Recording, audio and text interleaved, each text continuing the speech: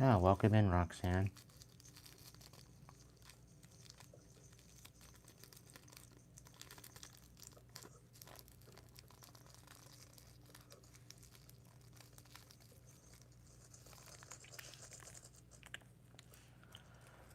Welcome in, everybody. Not sure what tonight's message is going to be about, but we're going to get into it. Yeah, welcome in, Roxanne.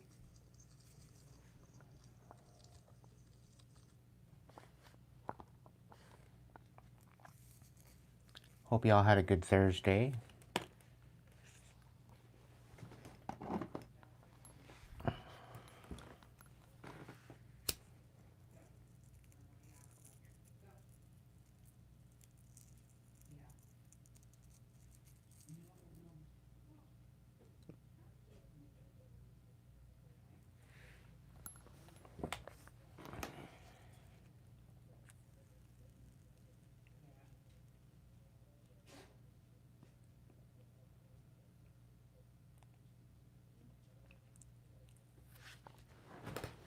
I guess it is that time, eh? Welcome in, Lilith.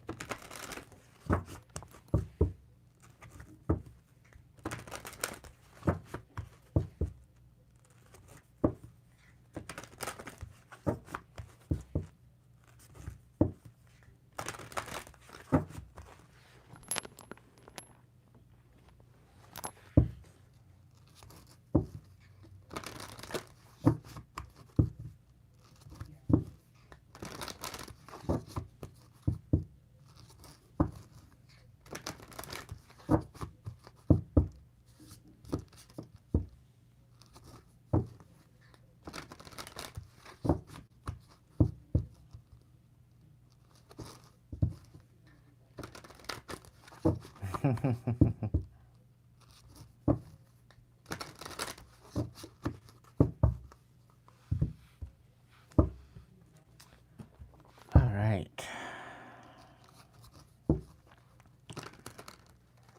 What I'm hearing right now, channeled messages coming in, the worst is over.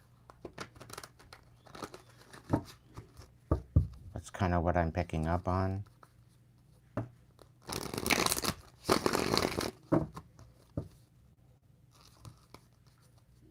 I definitely felt a shift today. There was definitely a shift. Although, yeah, things, don't look at the news right now.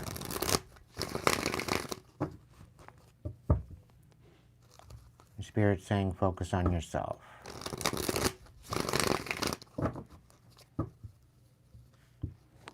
I'm also picking up on some sort of an instigation of riots.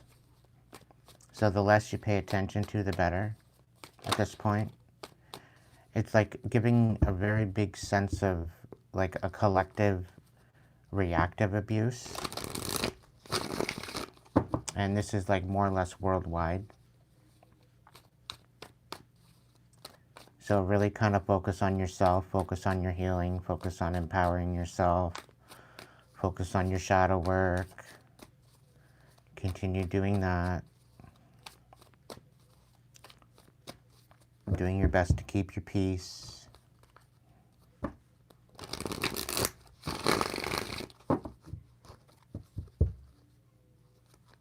Welcome in, Michael.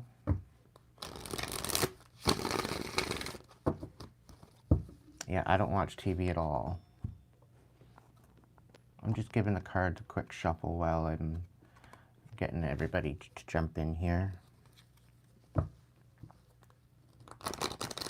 We're back to our regular portrait programming. I tried the landscape programming, or the landscape position last night, and I didn't get very many views, so it was a quiet night for the most part, I guess, but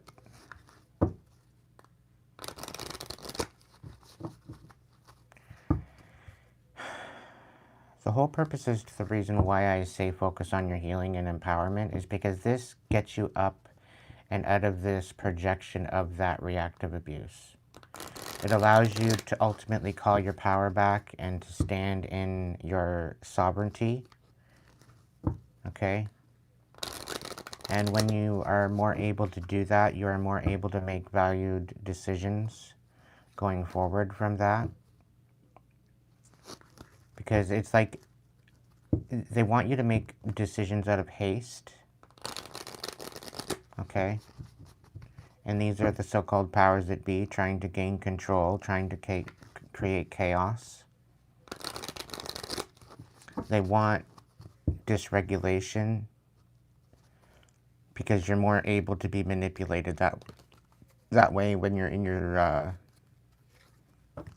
your karmic energy, when you're in your south node. So they're trying to create chaos in order to create order, and within this new earth, it's not going to work. It's going to backfire on them, right? So this is why you're really needing to empower yourself and rise above it, okay?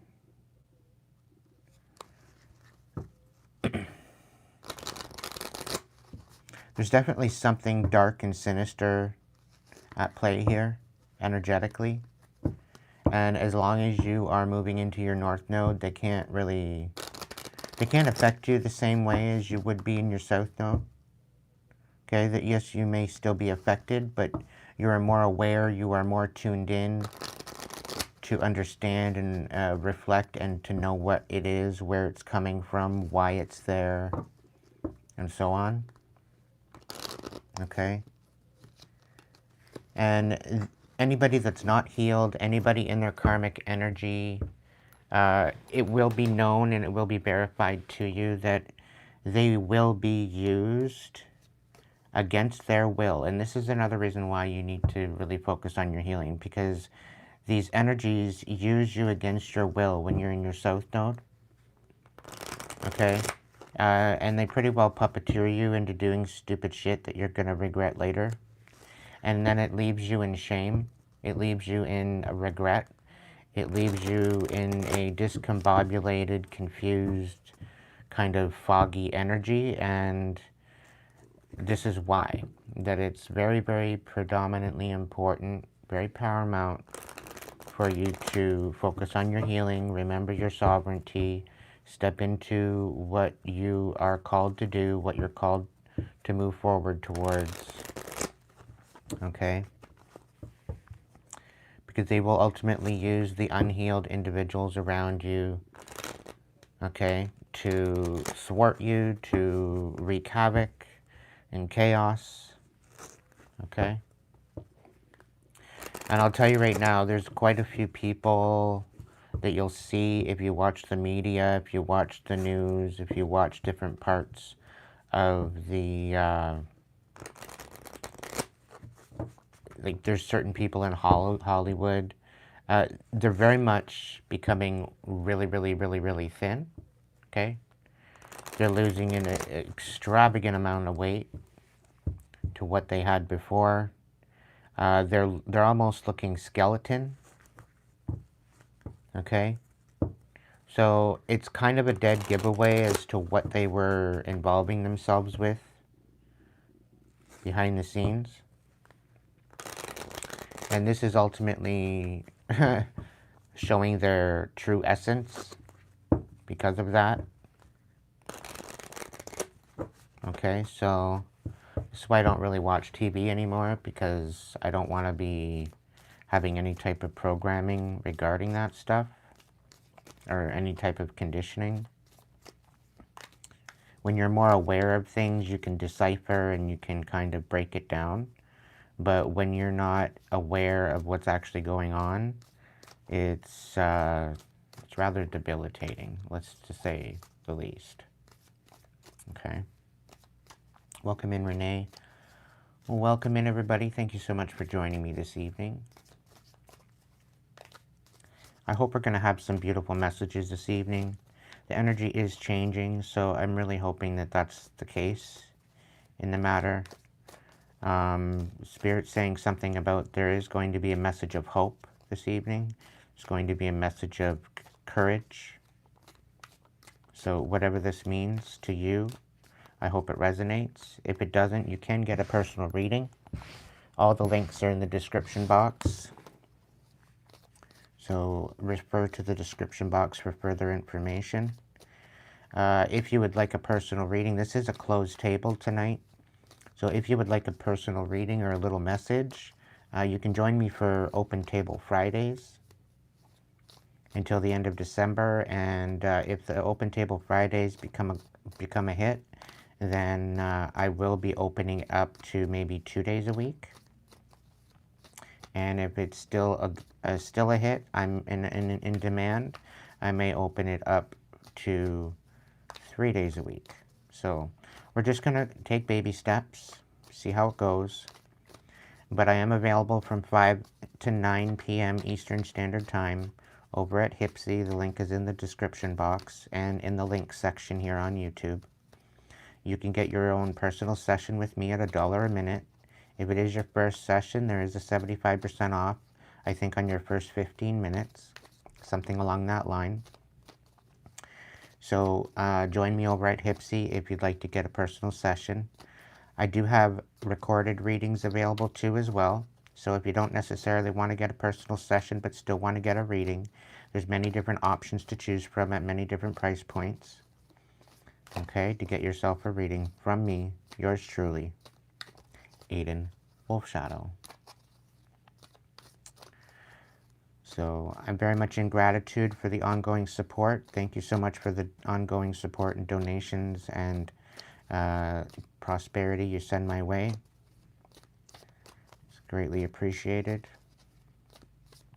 And it does go to help the channel and myself to provide you with new messages. Okay.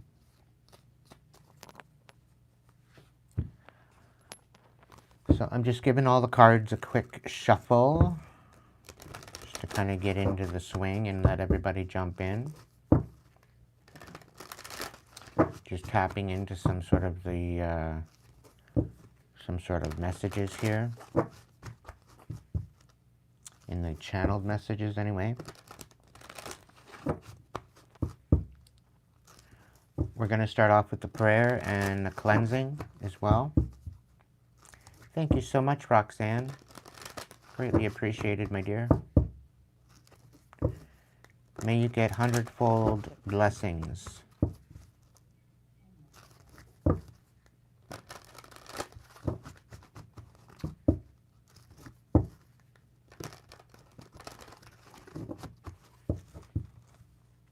Okay. Let's start off with the prayer and a cleansing here.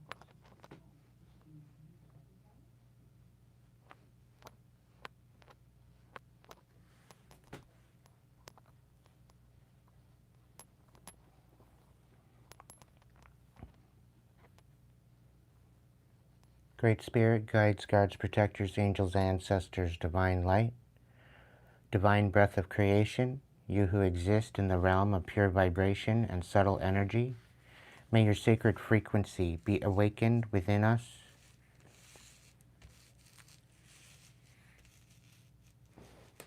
May we embody the divine essence, allowing the kingdom to rise within our hearts. Let divine will of the physical and spiritual merge realms in the cosmic divine pattern, microcosm to macrocosm, nourishing us with the cosmic divine vitality and divine wisdom and life force.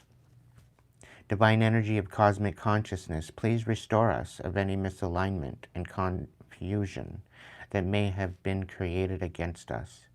As we release what no longer serves us, let it release the blocks that hinder forward movement. What we release then releases us. Invoke our discernment and awareness to not be deceived and to awaken our divine blueprint of destiny, giving us the synchronicities, the signs to banish doubt, fog, and confusion. Please protect us in our divine pathway and rescue us from illusion of separation from our divine purpose and soul family. In the name of divine order of our inner sacred kingdom, let it match our outer experience, and may the creative spark be lit and protect us on our journey and guide us through divine intervention, now and forever. As above, so below, as within, so without, and so it is. It is done, it is done, it is done.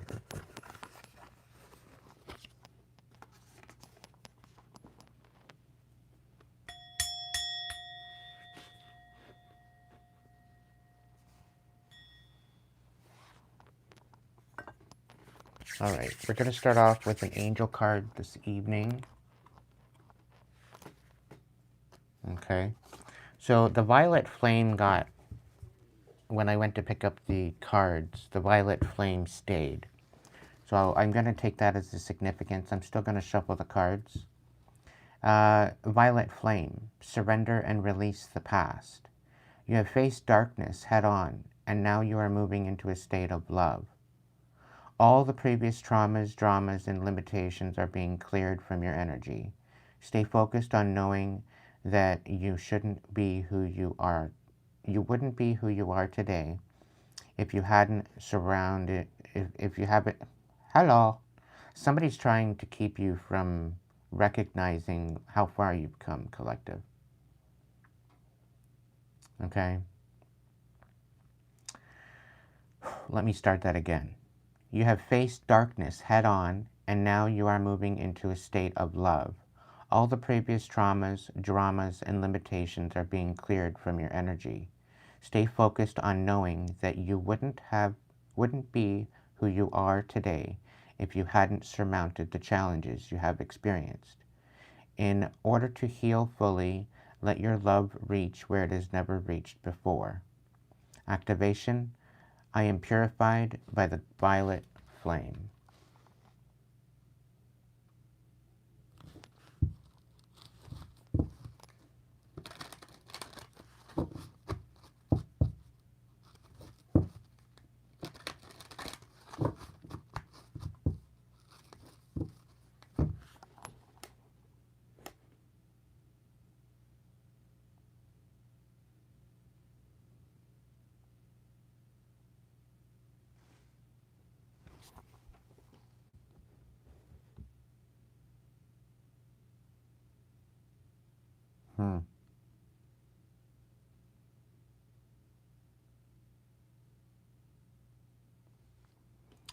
Yeah. With only 5 subscribers, you're not doing too well there, Visionary. It's unfortunate, though.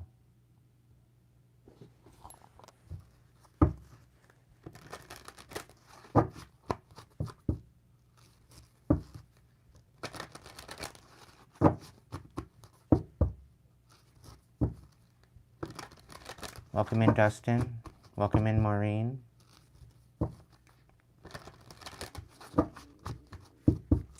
All right, angels, what else you got going on for the collective for tonight's reading?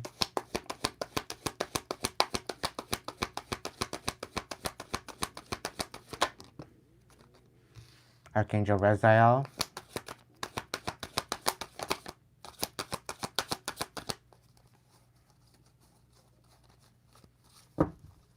One more time.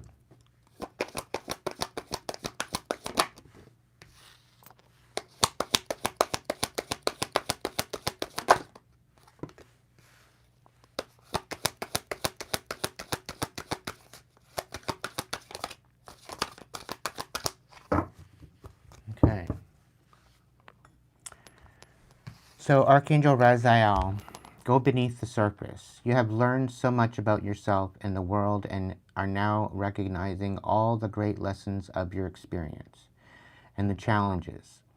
Continue on this pathway. Even though you have come this far, there is much more for you to learn and uncover. Don't take things at face value. Do more research, spend more time in contemplation, and go deeper than you think is ever even possible. Your activation, I'm willing to do the deeper work. So go beneath the surface, okay? Because there very well could be a spirit speaking on some sort of residue that you might have missed, okay? So when you are doing your healing work and you're empowering and you're hashing out your the different things that you're carrying with you, sometimes it's good to go deeper. And this is what I mean by scuba gear compared to snorkel gear, okay? By going deeper, you can actually rip it out at the root rather than just chopping it off and letting it grow again, right? By ripping it out at the root, you're ripping it out at the base of the issue, right? Some of our surface level situations that we're dealing with on an everyday basis are resulted from a past situation that's so much more deeper, okay? And sometimes we don't recognize that until later, okay? So this is why I feel that it's necessary, if you do have the courage, to go deeper and rip it out at the root. That's more courageous of you to do that than to just deal with the surface level trials and tribulations. Okay? All right. Charity. Bring peace where you can. This is the time for reconciliation. If you are holding a grudge, it is time to let it go. The only person who will suffer from this restriction is you. It's time to bring your heart to the present moment. It's time to show up wholly and fully with love. You deserve the freedom and forgiveness and understanding that it will bring you. Activation, I am ready to understand and forgive. Okay, there's a lot of people out here holding grudges. And these grudges are based on envy, on hatred, on a lot of different things. Okay? But ultimately, they're trying to project this onto you. And although, you know, they may feel a certain way, they may be in a particular certain energy, it does not mean that you need to hold that energy. You can hold your own energy. You can be in your own sovereignty. Okay? And again, this comes back to healing. This comes back to the reason why we do the healing in the first place. Because we come back to ourself. We pour back into ourself.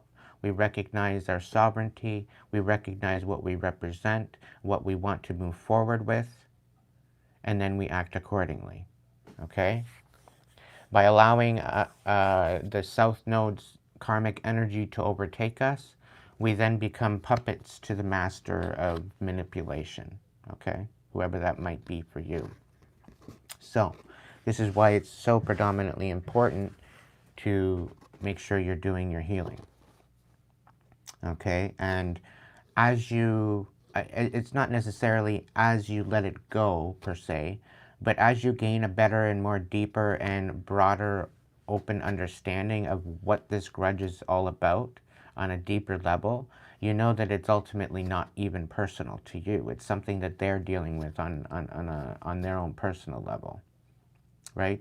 So this is where forgiveness is definitely something that's substantial, right? Because you know that it's not personal. That it may look like it's personal directed at you, but it's really not. Okay?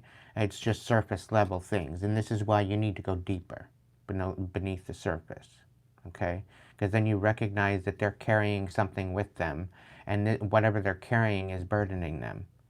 But they don't know how to communicate, they don't know how to react, they don't know how to deal with that, so they project that onto other people, ultimately. All right? And then it becomes this big, huge fiasco of chaotic energy, and here we are sitting here trying to understand. All right?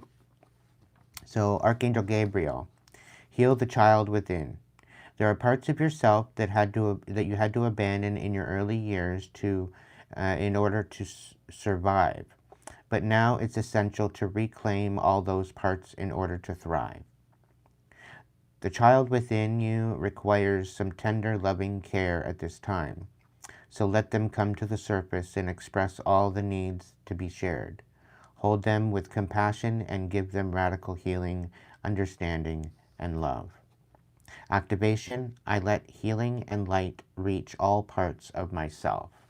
Okay?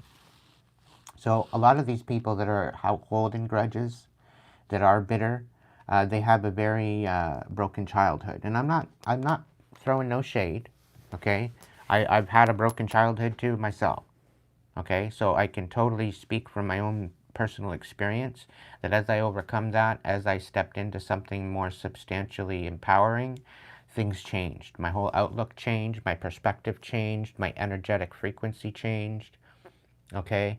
And as I did that, I became more empowered. I elevated in frequency, and it's no longer really a bother anymore, okay?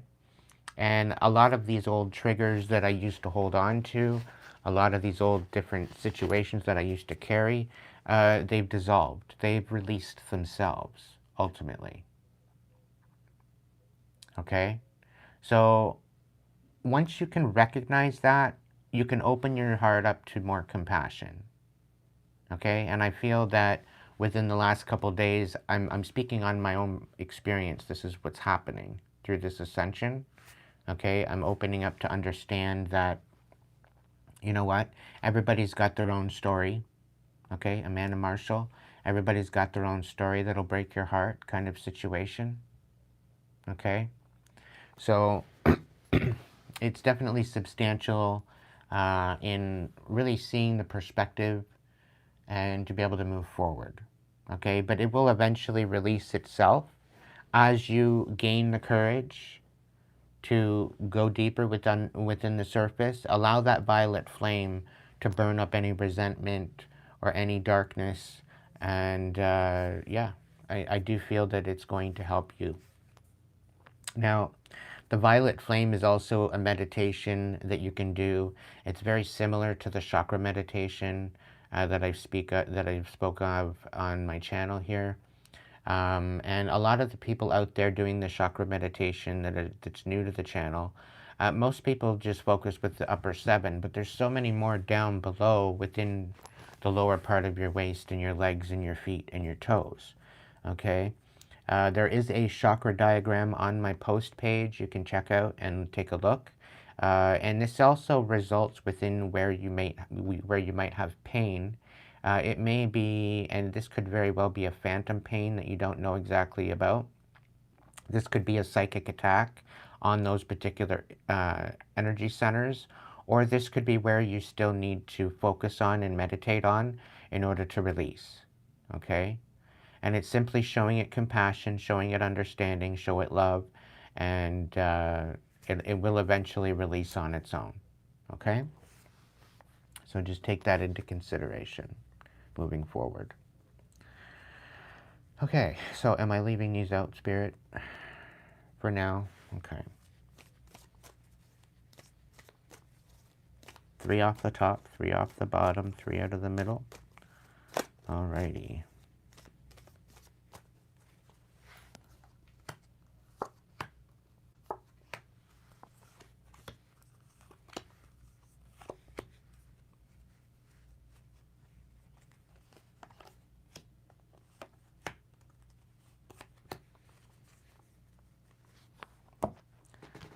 Okay, what you're dealing with right now, with your current situation, inner work that you need to focus on, and then what you don't see coming. All right, current situation. I do feel that you are moving into your shadow work, and as you do, you will become the shaman collective. Okay, this will be bringing you fearlessness. You will definitely become a student and a more of an observer You will be more open, more susceptible to messages. And I do feel that the divine will initiate you into your spirituality if you haven't already. Okay? Now, the thing is that there's definitely whispers of wisdom, so there's definitely guidance, there's definitely clairvoyance happening here.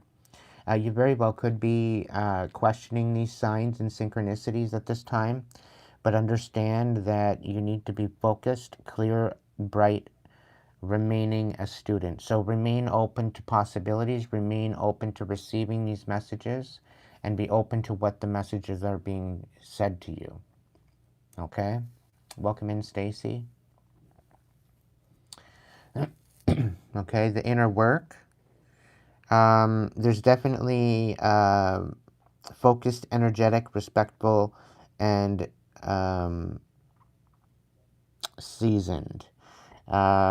Clairvoyant, wise, and timeless. Um,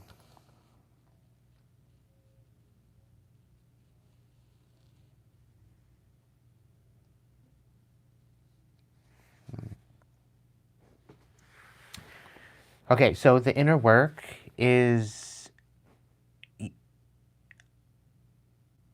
there will definitely be a lot of messages coming through. There's definitely going to be a lot of wise wisdom coming to you.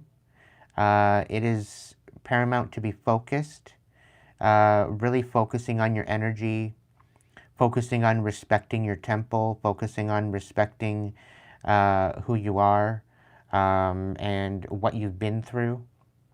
This is also representing preparation, okay? This is also representing the fact that you don't have to have everything perfect. You don't have to have everything in its place. And you don't have to be so strict. Okay? You can be eclectic. You can be open-minded. You can be open to the message. Okay? It's not about my way or the highway kind of energy. It's about going with the flow. It's about going with what's organic. It's about going with, with what you need to be in alignment with, okay? And trying to keep your inner peace, okay? Rather than being so strict. Be open to what is being taught. Be open to what is being shown to you, because there's a message in it. There's some sort of a lesson in it. There's some sort of something regarding it, okay? And in order to integrate these lessons, you need to be open to them. Now, what you don't see coming, there very well could be chances of misalignment, loss, and or longing. There very well could be denying inner darkness and world. So there very well could be something here that you are denying to look at. Okay? And the thing is that in order to receive your sovereignty, in order to receive these gifts that the divine is trying to bestow upon you, you really need to really see what is actually happening on a deeper level. Okay, that is very evident in this reading so far. Okay, this may be very difficult at this time. Maybe you're in a bit of anticipation or anxiety or fog, and you're really ultimately being told to stay in, just sit in the stillness. Okay.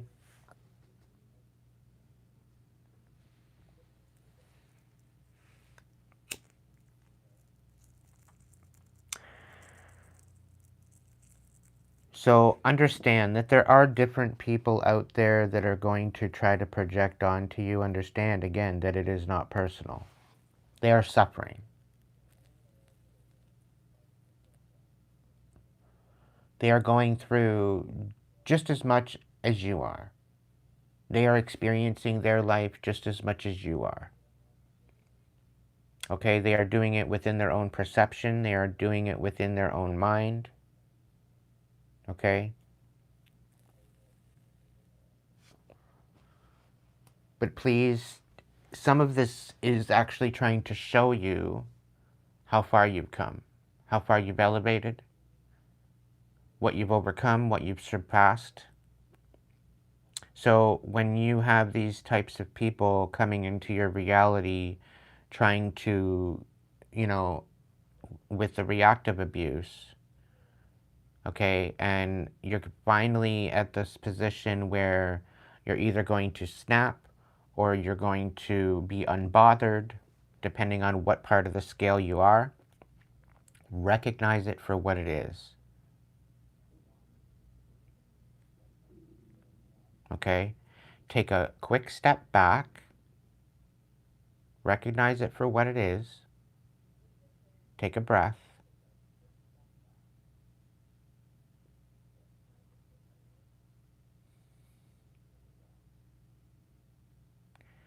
see it from a different perspective, look at it outside of yourself, move into your higher version of yourself and into your higher self, look at it as the divine, and try to find the synchronicities of the message. Are they trying to provoke you? Or are they just reaming with chaos to the point where they're having a hard time to express themselves? Because people don't know how to express themselves. Okay, so they would sooner project that onto somebody else to create somebody chaos in order to deal with that on their own. These are people that don't want to take accountability. Okay, so you have to understand as to where it's coming from. Okay, it's not going to be perfect. It's not going to work out. And the fact that these people do not want to communicate, the fact that they would smile to your face and hold in what they actually need to communicate, okay, they would sooner, you know, not communicate it and leave you in a fog than actually communicate it and actually make something known to you, okay? And when your limits are being tested, okay, you have to recognize that there is clearly something else. There is some other reaction that can happen other than what they are proposing. Okay, keep that in mind. They are ultimately out here trying to make you look like you're crazy. They're out here trying to get you to act out of character so that way you can take the blame for their shenanigans.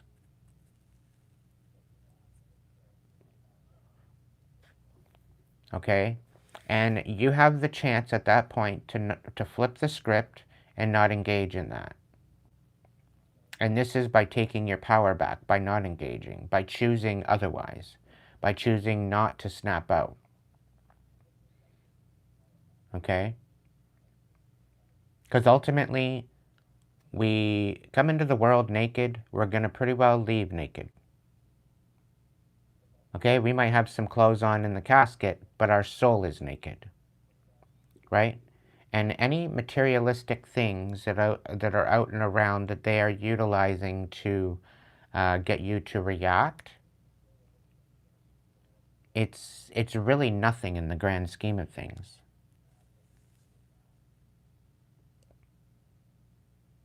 Okay? It's just energy. It's just a material. It is what it is. Right?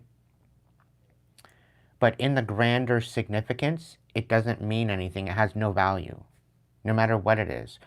Even whether it has sentimental value or not, you can't bring it with you into your next life. You can't bring it with you into the next phase of your soul.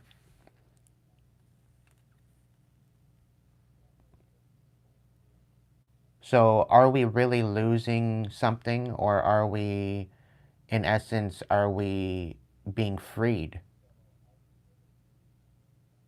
You know, it's all on perspective of how you look at it.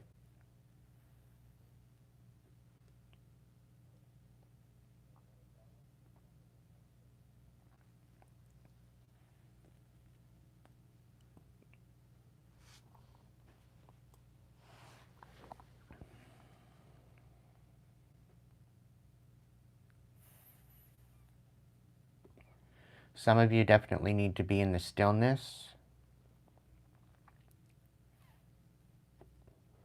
Maybe go for a walk, find a park.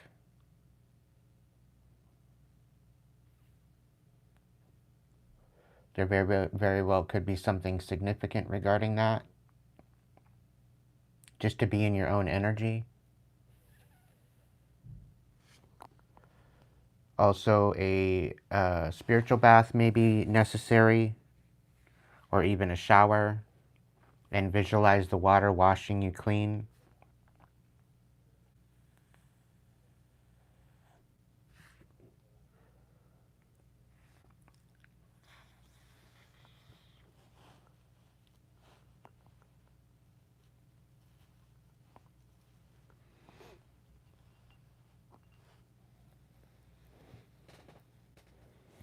But there's definitely something here about stepping into and recognizing your shadow and recognizing how it contrasts to your light. There's definitely listening to the whispers, listening to the wisdom, listening to the guidance. There's definitely something here about focusing on this guidance and allowing it to move you forward. This is also about sharing your experiences with others so that way they can understand you from a different perspective. And there's a lot of people out there bottling everything up and they're not explaining themselves. So this is where the misunderstanding is, because they fail to know how to communicate. And again, I'm not throwing shade, but when we get into the point when we're dealing with toxic people and they fail to communicate, a lot of quite a few of my exes were like this. It gets to the point where there's an automatic misunderstanding that they use against you because of it. Okay? So that is not on you. That is not your accountability to hold on to. That is not your burden. If somebody doesn't want to communicate, if somebody wants to leave you in the fog and not help you understand the bigger picture, then that's not on you. Okay? Specifically, if you are out here, you are explaining yourself, you are trying to communicate, you're trying to make peace, you're trying to keep peace, you're trying to keep an open table to where you can communicate and compromise and collaborate. If they're not willing to do that with the reciprocity, then that's not on you, that's on them for failing to communicate to help you understand the situation. If they want to keep things from you that are significant to an understanding on how to better show up, then that's on them, not you. Okay? Now let's look into the voice of souls.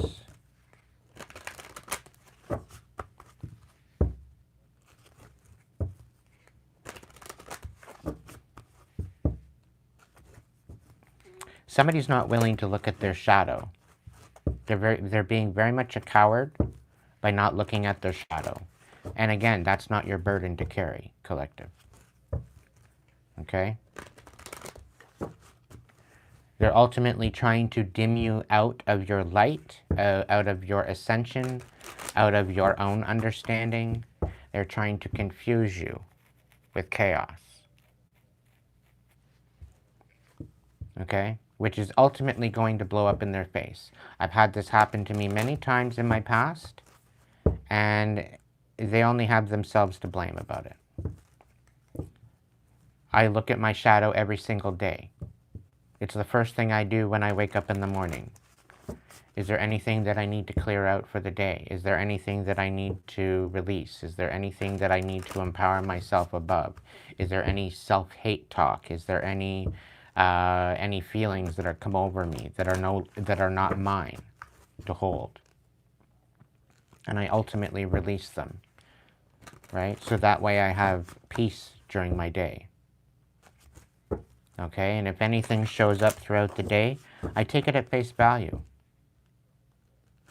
right? Because people, they tend to hold on to stuff and they let it, they let it fester, and they ultimately show their true colors. They ultimately show themselves. They ultimately reveal themselves in the bad moods, in the bitterness, in the sadness, in the hate, whatever they're holding on to, right? But that's, again, not your burden.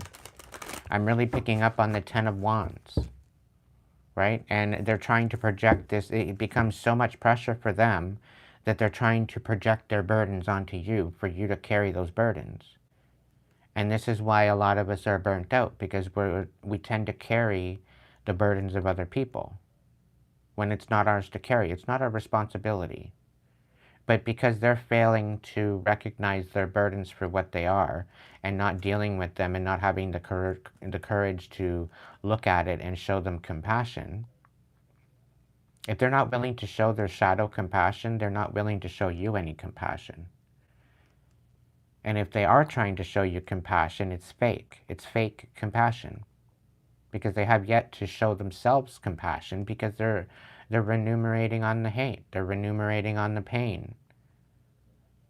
And you're better off sitting with it and having a little bit of a cry about it and releasing it than to hold on to it and carry it through your day, because it creates a bitterness. It creates a stagnance.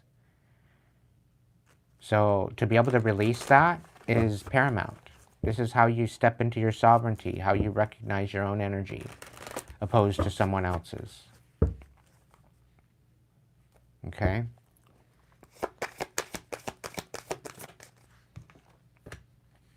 Yeah.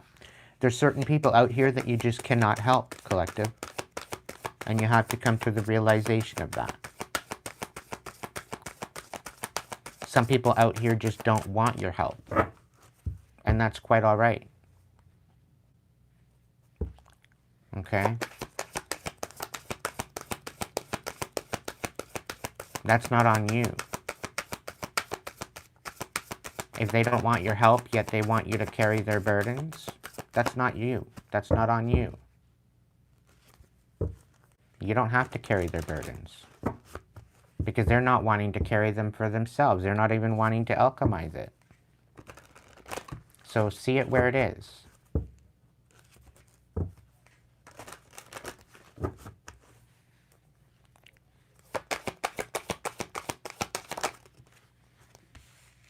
Yeah, they're not willing to recognize their shadow anytime soon. So Spirit's saying something about cutting your losses.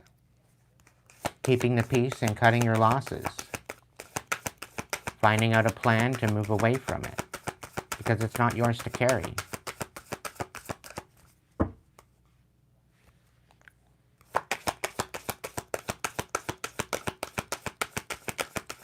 They're not even willing to forgive themselves, let alone the other people.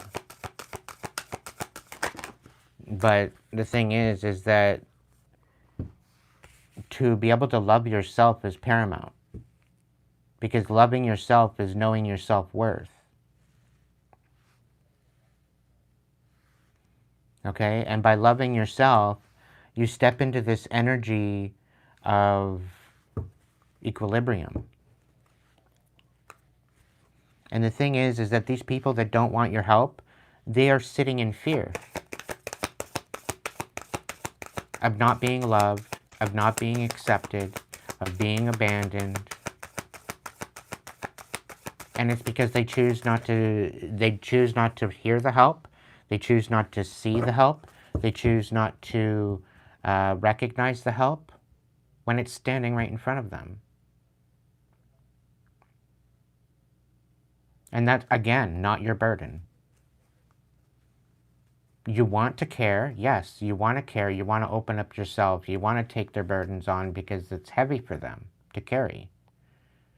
But unless they are willing to recognize and unless they are willing to take the advice, unless they are willing to open themselves and face their fear and be courageous and look at their shadow for what it is, and actually learn the lessons that they need to learn in order to gain a better understanding of themselves, what can you really do for them?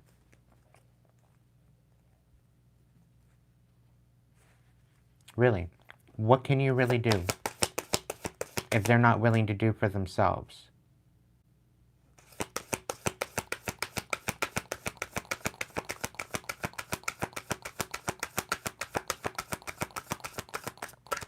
The thing is that with this alignment of the planets currently, and with the demasking of these toxic energies, okay, people are showing their true colors. People are showing the situation that, they're not willing to do the work. It's becoming very evident. It's becoming very evident that they are not willing to do the work, that they're not willing to put in the courage to rectify the situation. Welcome in, Stephen. But again, it's not your burden.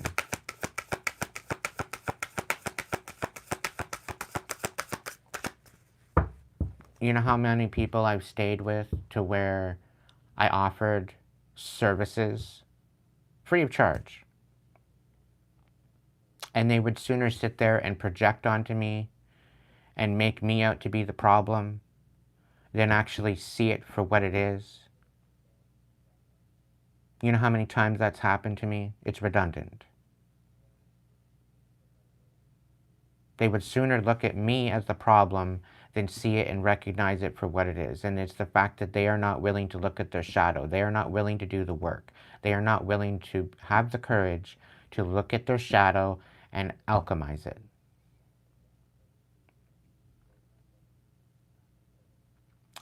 Let me correct myself. They are not willing to look at their darkness and alchemize it into a shadow. It's about integrating your darkness and light. And this is where the shadow comes from. Okay? Shadows are not evil, but it's the integration, it is the alchemy of the darkness and light. And it's about balancing the two. You cannot have one without the other.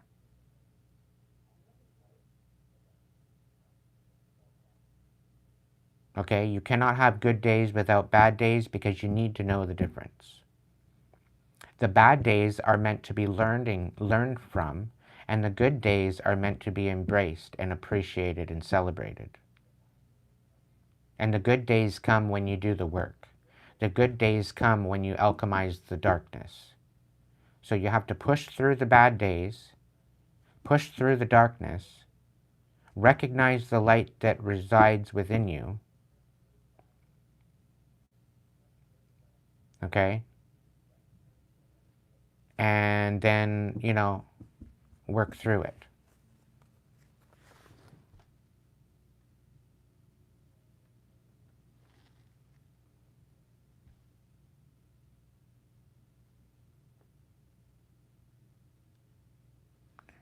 Stephen, you're not coming in and begging for, for subscribers. Sorry. I don't appreciate that.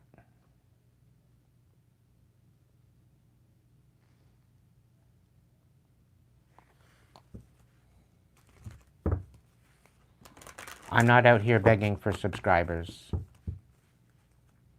It happens naturally, it happens organically, and I did it doing the work. Okay? Thank you.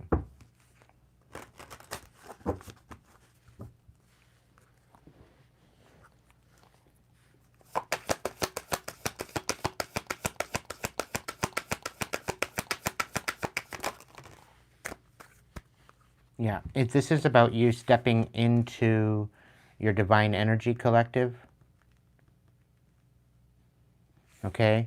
This is about loving yourself enough to step into your divine energy and integrate your divine energy, stepping out of the karmic energy, but recognizing that the karmic energy that you are quite possibly in and removing yourself from is part of the alchemy.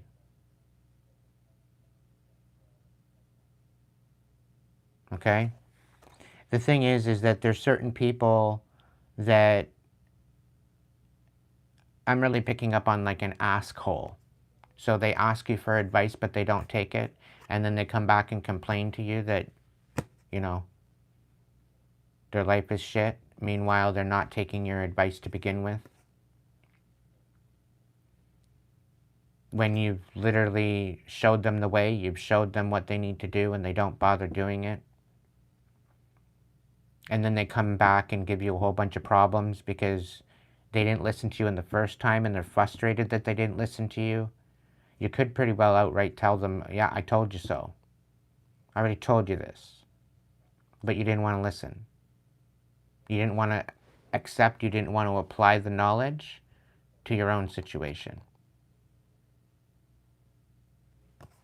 Okay, so there's certain people that you can communicate with, and then there's certain people that you can't communicate with.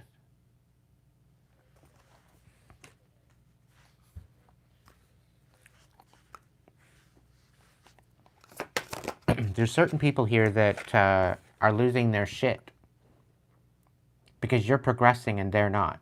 But they're failing to see the actual wisdom of it all. They're failing to integrate it into their own experience. They'll listen and they'll listen and they'll listen, but it goes through one ear and out the other. And they're losing it because you are moving forward and they're not. They're not willing to face their fears. And they know that it's coming to a precipice where they're not really having any choice but to. And the thing is that they're too afraid of communicating. And they know this lesson is coming, but because you are stepping up out of this karmic energy and you are actually elevating, and they are not, now they don't know how to show up to you because you've already alchemized it. You've already moved up. You're moving up. You're moving on. They see, they feel, they sense the release. They sense the disconnection. And now they have a hard time showing up. They have a hard time even integrating because you've grown out of their energetic frequency. And it makes them feel uncomfortable because you become a mirror to what they have not worked on. And some people have a hard time wrapping their head around it. Okay? Spirit's saying to forgive them. And it's nothing, I'm not throwing heat. I'm not throwing heat. I'm not throwing shade. Everybody's on their own journey. Everybody's in their own pace. But I've warned the collective for many months, for over a year, about this time that we are going through right now. I've tried to bestow wisdom to get you ready for it, to get you integrated, to get you in the momentum to be doing the shadow work, so that way you can integrate your darkness in your light, and to be in the momentum of this change and of this frequency change. Because ultimately, I was called here to speak on this because of how painful it's going to be for these karmics that choose to be stubborn, that choose to not do the work. Okay? And I have utmost compassion to you. Even the stubborn ones. And this is why I've been repeating myself relentlessly about this. Because it's extremely important. Because some of these people are not going to make it through. It's sad to say, but because they hold so much animosity, because they hold so much regret, because they have so much darkness to look at now, because they've swept it under the rug is being ripped out of the house. They're literally having no other choice but to look at it. Okay, and this is why you see so much chaos happening right now in the world. It's because of that.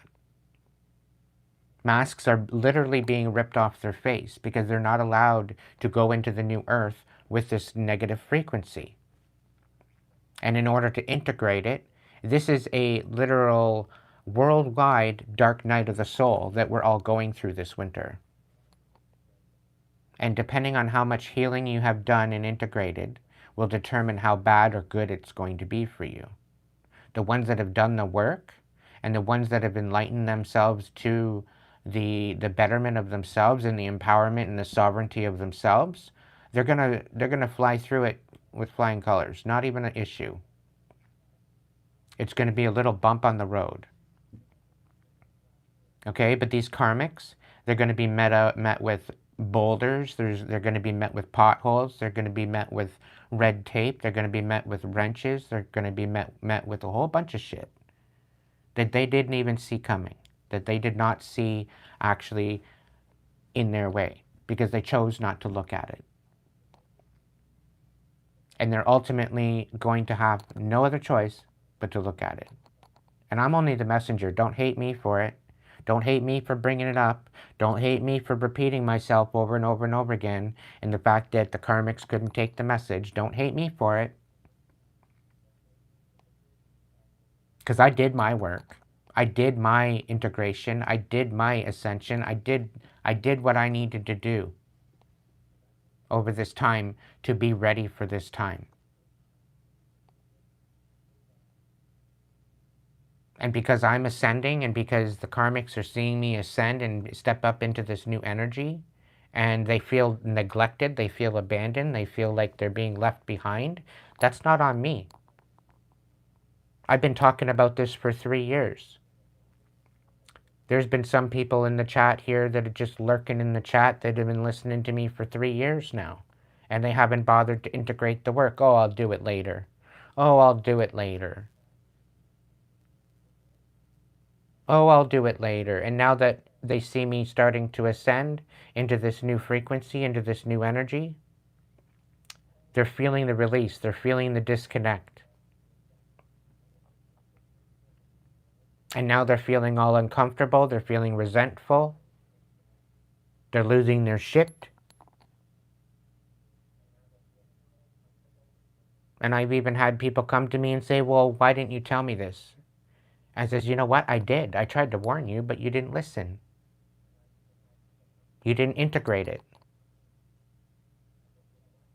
Do you honestly think I want you to go through a whole bunch of pain? Do you honestly think that I want you to go through this trial and tribulation?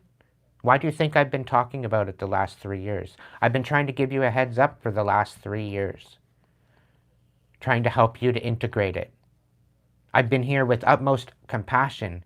I've been here to help you, to guide you, to get you to go through it with you, to help unpack it with you.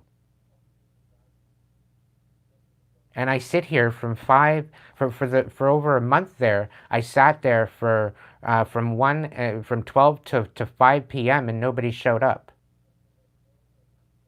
For the last 2-3 weeks, I've been sitting there from 5 to 9 to have a session with you, and nobody shows up.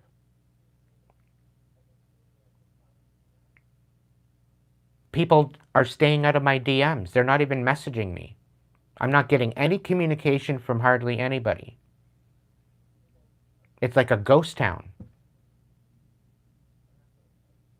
And then they have the nerve to sit there, be resentful that I'm ascending. So they're throwing me evil eye. They're throwing me all this bullshit to try to descend me out of this awakening and out of this ascension that I'm going through, to make themselves feel better. Like, make it make sense. These people have nothing but themselves to blame for it. And the fact that they would go against my divine calling and try to thwart me out of my divine calling is absurd. And they should be ashamed of themselves for even trying that. Because everything that you're trying to create, karmics, for my demise will become my rise. Unapologetically. All the shit talk that you talk on my name behind my back will bring me prosperity and abundance and more courage and energy to go through what I need to go through to continue to ascend by divine order and by divine intervention.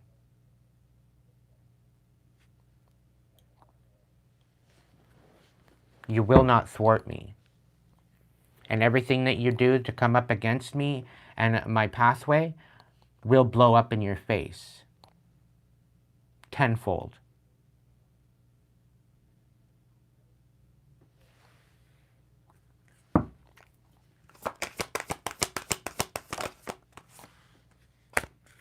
There's definitely a duality here. where, you know, there's a lot of people out here thinking that I was just talking shit, that I don't know what the hell I'm talking about. It's all just woo-hoo shit. And now they're going through it. Now they're just about losing their absolute minds because of it.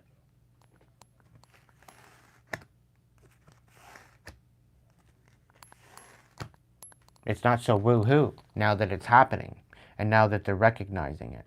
Now that they're seeing that I was right all along. They should have fucking listened to me when I first started.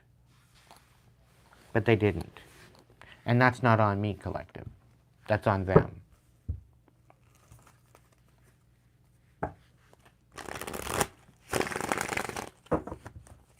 I've already had confirmation. I've already had gratitude from the ones that actually did listen, that actually did go through the work.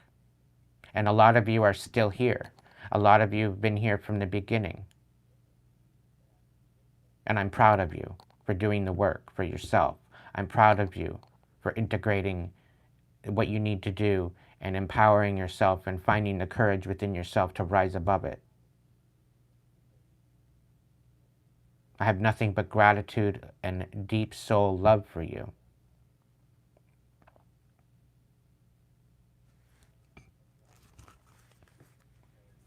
And I guarantee you, you can attest, you can confirm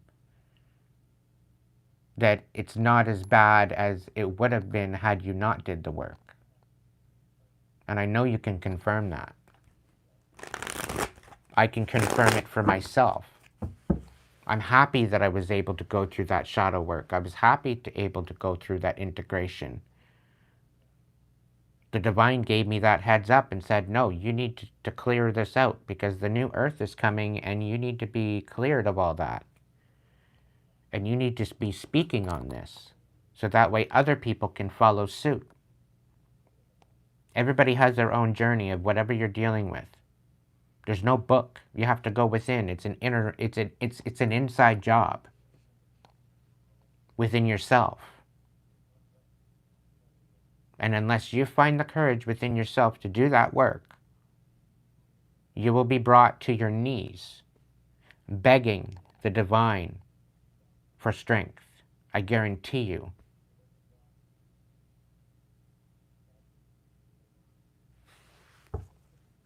Because that's what the divine made me do. I was literally on my knees begging the divine for strength to get through it. Because I had a lot of darkness that I had to overcome.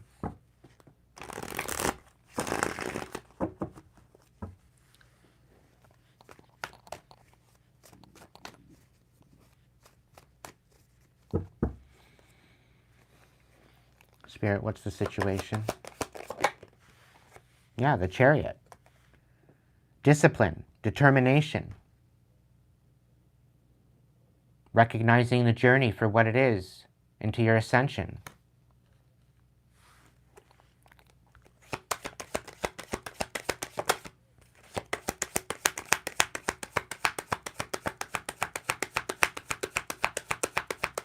Following your purpose, following your calling. The only way to do that is to recognize the divine within you and to walk away from what no longer serves you. Allow yourself to go through, to see the insight and follow the little nudges. Follow your intuition. Move through this transition.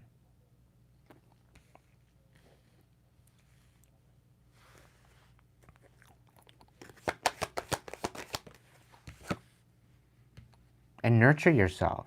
Find the beauty. Find the beauty in the pain. Because within the beauty, within the pain, there is beauty.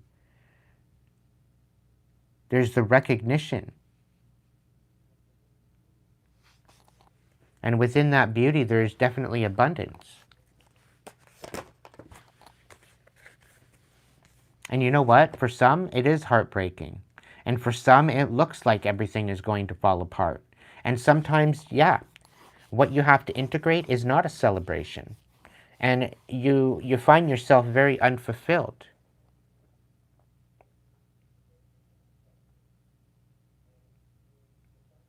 And it's almost like a feeling of being left behind.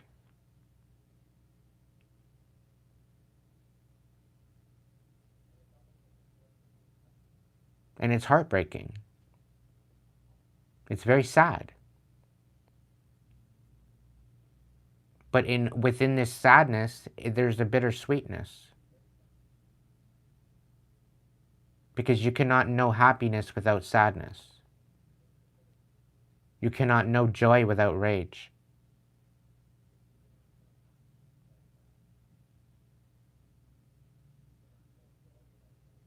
And you're better off to integrate the south node early and clear that out, so that way you can work on the north node.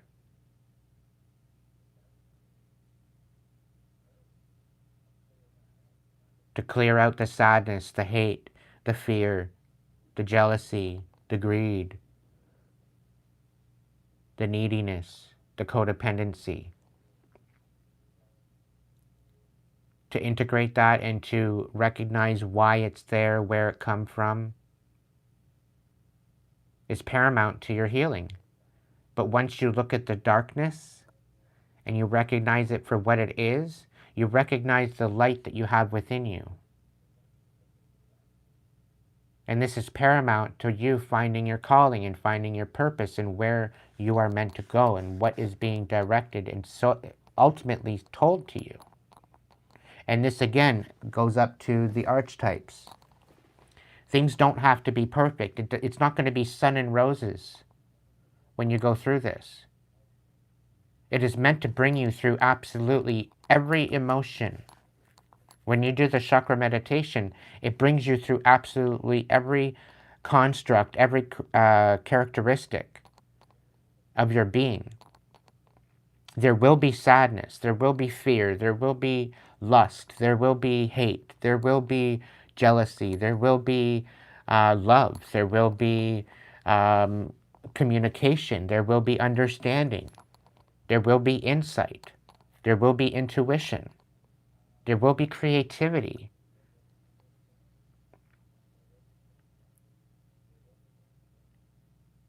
You ultimately have to look at every bit of yourself and understand why it's there, where it comes from, and how to alchemize it and integrate it into your understanding to gain wisdom. And not only just to gain wisdom, but to apply it. Because if you do not apply this wisdom, you miss the blessing. And this is why I say, don't just release it. Don't just let things go. Sit with it. Because while you sit with it, you actually integrate the understanding and the wisdom. You actually gain a blessing out of that. That blessing comes with self-worth. That blessing comes with boundaries. That blessings come with higher standards of what you will no longer settle for, which removes any possibility of getting yourself wrapped up into that same old school again of pain and suffering. And this is about recognizing the divinity that you have within you, recognizing that your inner kingdom matters more than your outer kingdom. But we're taught to believe within the society that we're supposed to numb our thoughts. We're supposed to just numb it all down. Take a pill for that. You just have an imbalance in your brain. No, it's an imbalance within your soul due to your outer reality that you're being bombarded with. But once you start to integrate and make it known that it is an inside job, once you integrate your inner kingdom into a more peaceful place, into a more peaceful frequency, your outer world has no other choice but to change. And this is the integration collectively throughout humanity for this new earth coming in. The earth is already in the new earth. The earth is already shedding the old skin. Okay? This is the last couple weeks of shedding that skin. And the last couple weeks are going to be the most hectic, the most chaotic. Because it's like all these karmics are going to be stripped naked and they're going to be very uncomfortable. Because everybody is going to see them for who they are. And this isn't to throw shade. This isn't to throw hate. This isn't to throw animosity. But they will ultimately be seen for who they are. They will ultimately be seen for what they did not choose to heal within themselves. And they will be seen for who they are. Point blank. The people that chose to not integrate will have no other choice but to integrate or assimilate or be looked at as the karmic that they are. There's no more hiding, because the karmic energy does not exist in the new earth. And Mother Earth is integrating that now. She's clearing out the fleas, so to speak. She's eradicating the bugs off of her back. And this is why a lot of them are not going to make it, because they hold so much animosity, anger, guilt, that they don't even know how to carry themselves. So they either having to integrate it, apply it, release it, or they're not going to want to be here anymore, because the new earth energy is going to be such a high frequency that they're not going to want to be here anymore, because it's going to make them so uncomfortable. And this comes back to the violet flame. The violet flame is showing up. And this is about surrendering and releasing the past. The past animosity, the past pain, the past anger, the past hate, the past sadness. And integrating that and to become into your sovereign being. This is empowering. As much as it is deflating to some, and recognizing their guilt, recognizing their shame, recognizing their pain, recognizing their sadness, of their traumas and tribulations that they've had a reckoning with. This is also helping you recognize that the divine lives within you. Romans chapter 8, verse 11.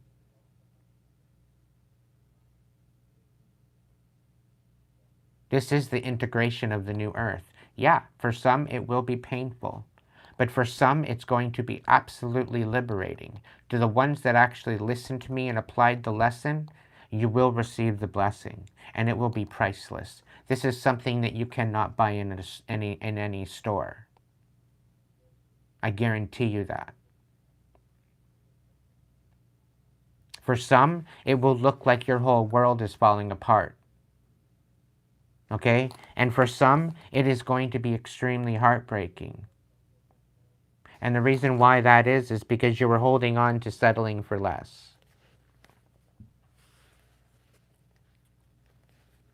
when you had so much more available to you.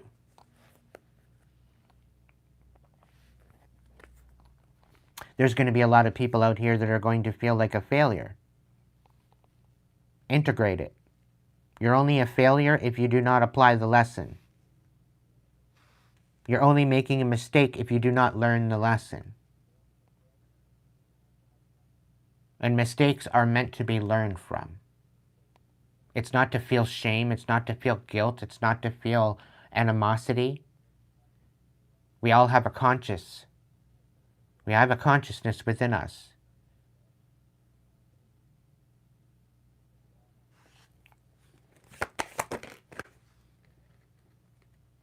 Yeah, there's no more lying to yourself. There's no more time for inaction. There's no more time for looking the other way.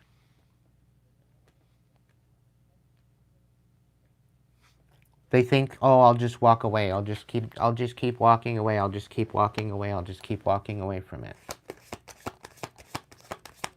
I'll just go over here. I'll just go over there. I'll just come over here. I'll just...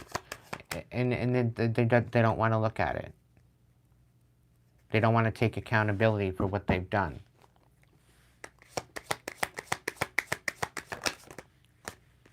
Yeah, which is going to blow up in their face. It's going to literally break their heart. for not integrating it.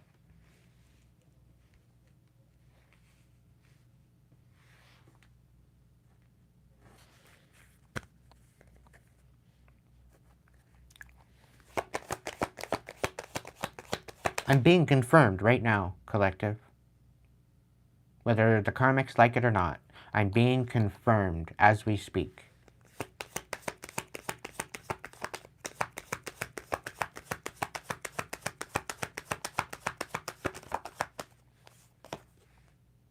Yeah. They thought that they were stable. They're not stable because they failed to choose to look at it. They didn't have the courage. They didn't have the commitment even to themselves, let alone anyone else. There's a lot of people out here that are non-committal, that are they're gonna be feeling it.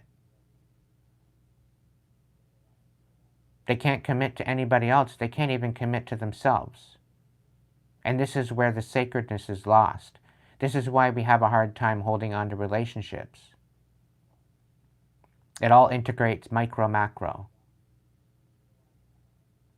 And if you're not willing to commit to yourself and in your own inner work, what makes you think you're going to commit to anyone else and working on a relationship and building something stable? The only one that you're fooling is yourself.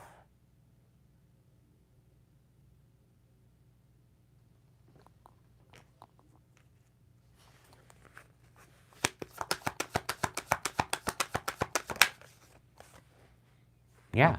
And then they're sitting here with strategy and resilience, trying to figure out how to fight against it. And instead of fighting against it, they need to work with it. They need to go with the momentum because they're fighting their ascension. And literally, collective, that's the stupidest thing you can do. Because the divine is trying to bring you a gift. The divine is trying to help you to recognize how much purpose you do actually have. And how much you are loved. But if you can't even love yourself, what makes you think you're going to love everyone else? What makes you think you're going to have a good life? If you can't even recognize the love that the divine has for you.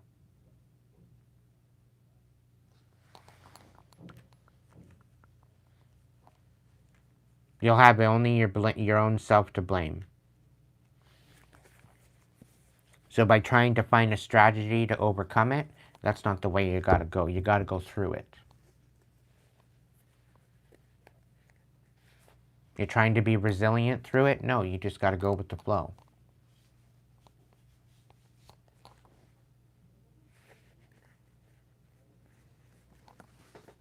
This is ultimate justice.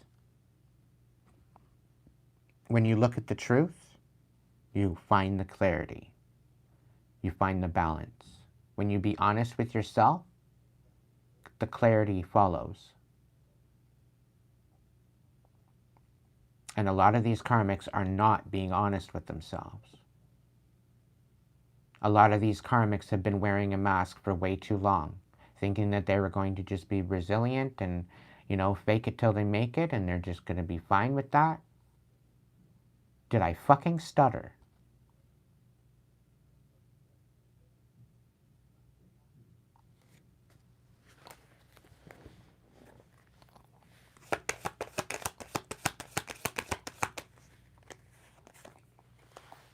Seven of Feathers, prepared and resourcefulness.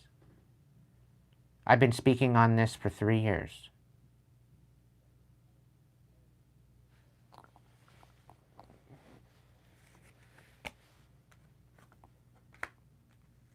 And the thing is now people need to actually really prepare the fact that this old system is falling apart.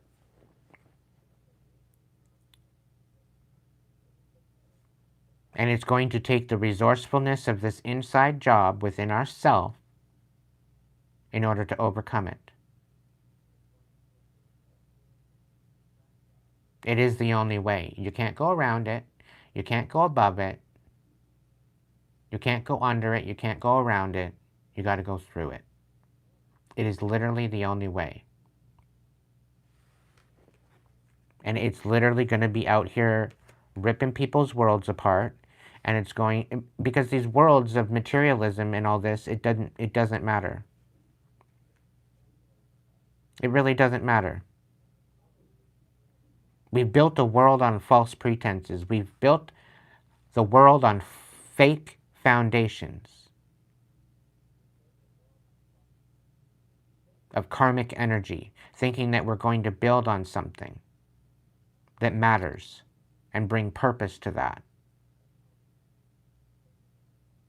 It's the biggest joke.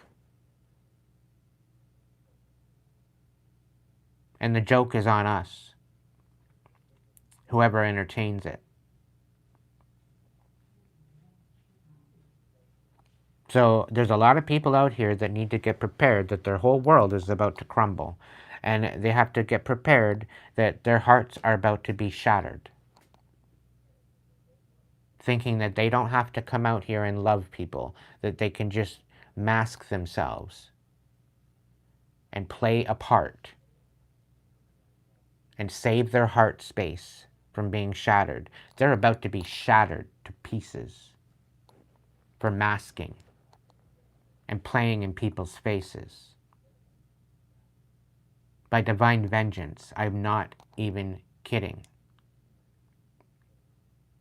This is where the divine is cruel and kind all at the same time, just as nature is.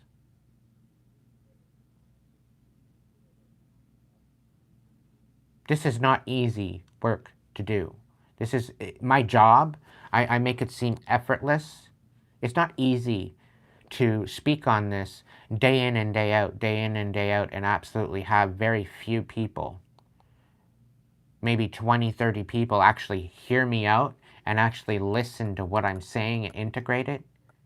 It's very infuriating. The fact that I have a whole fucking world out there that's failing to see this message. Okay? The numbers are baffling. Like, I have over 11,000 subscribers and I've only got maybe 20, 30 people. At the most 100. One night, I had 100 people watching my live stream. 141. And that was very short-lived because people don't want to hear the truth. And you know what? They will have no other choice but to be faced with the truth. And I'm only the messenger. And they're sitting here resentful on me. They're sending me animosity. They're sending me evil eye. They're sending me a whole bunch of shit thinking that I'm calling them out. No, I'm the fucking messenger. The divine is calling you out through me. And the people that choose to not do the work, you're the least of my problems.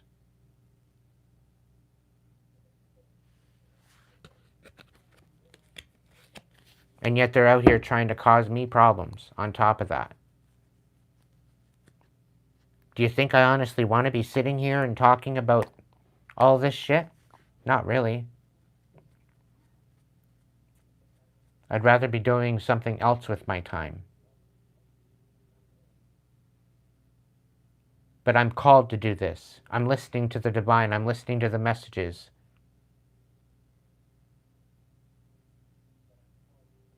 And I'm moving through it.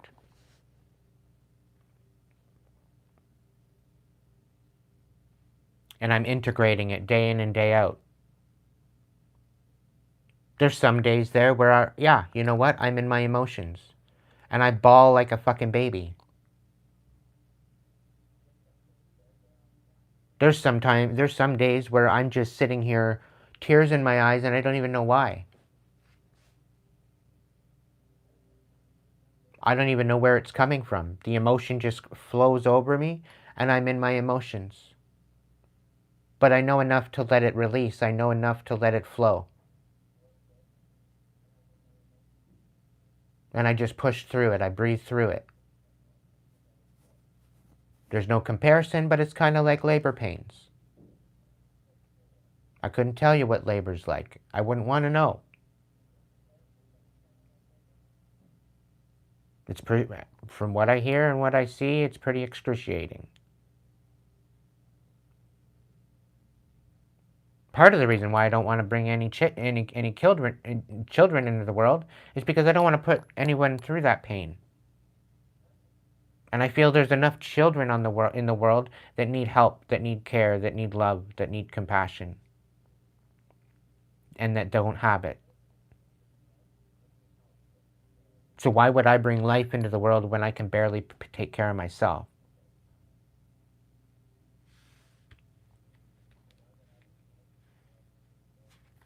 And people out here, oh, I'll have your kids.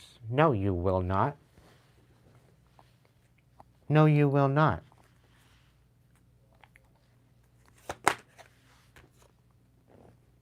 Yeah. The reason why their hearts are going to be shattered, collective, the reason why everything is going to blow up in their face is because they choose to walk away. They choose to not face it. They choose not to be renewed by what they are experiencing. They choose to not learn the lesson and receive the blessing.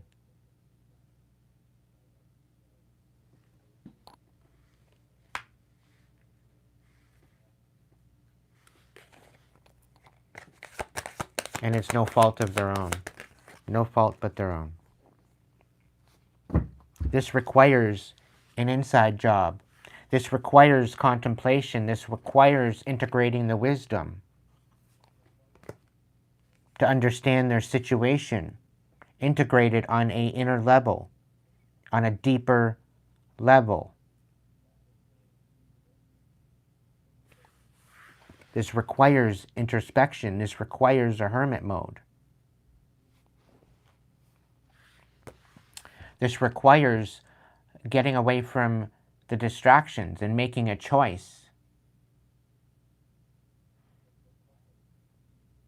Focusing on themselves, focusing on their own cup, focusing on their own priorities, focusing on their own inner world, their inner kingdom, and bringing it back to sovereignty in order to know where they stand within the divine.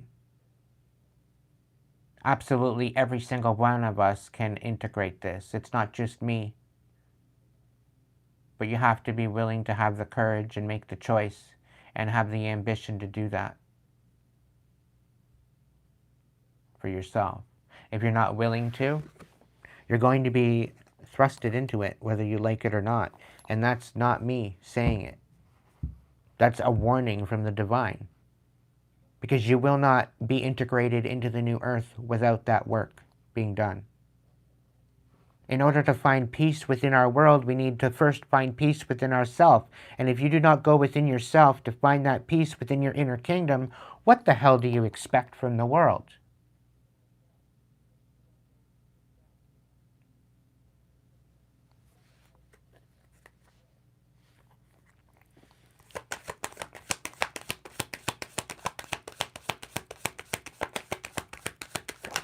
Inner peace is just like inner love.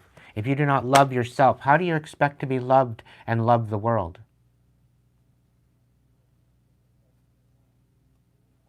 It's the same thing. If you don't have an integrity within yourself, how do you expect to see the integrity within the world? And the thing is, there's a lot of people out here with self-loathing, with hate, and with pain, and with sadness in their heart. And what do they see outside of themselves? Pain, sadness, and hurt.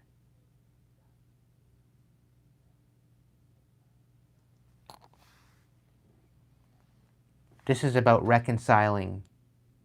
This is about taking up the challenge.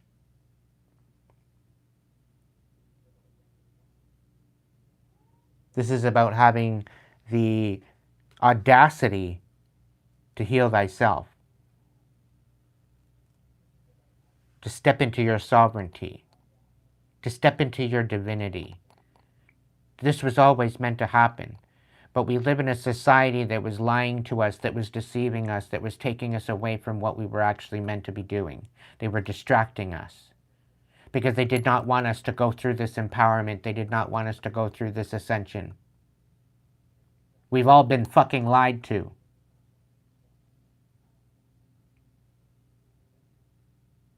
We've all been deceived And the moment you open your eyes to that, the moment you will see the truth.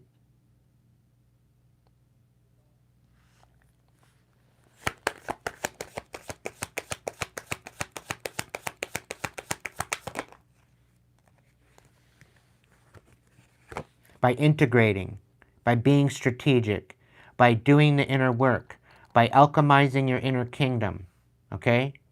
Not only will you find gratitude and fulfillment, but you will find justice. You will find the truth. You will find the clarity that you seek.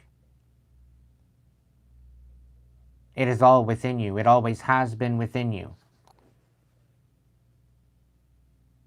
The ability to manifest your best life has always been within you, within your divine inner light. This is why I say that it's an inside job. You want to find fulfillment? You want to find gratitude? You want to find truth? You want to find clarity?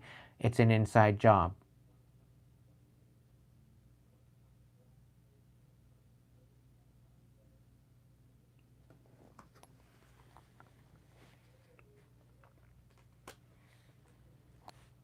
You ultimately need to walk away from the chaos. You actually need to walk away from the noise. Within the inner contemplation, when you focus on yourself, this is where you find your inner peace. This is where you find your justice. This justice is priceless, collective. You cannot buy this in a store. You cannot buy this anywhere. There's no amount of money that these millionaires can pay to have it.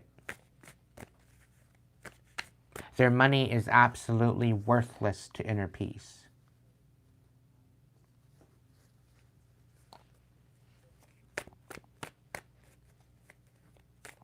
Money is a currency. Money is an energy, yes. But if you cannot feel that abundance from within yourself, you will not be abundant. If you cannot feel that prosperity well up from within you of your self-worth, you will not see that in your waking life. If you do not feel yourself worthy of that prosperity, you will not experience it. And it is definitely an energetic exchange.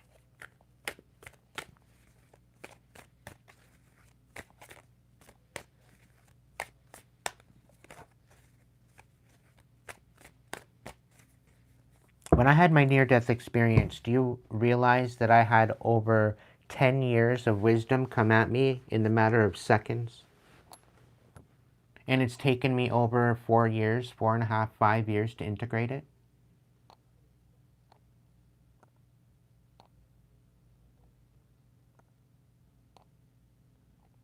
May 13th or May 14th, which one was it?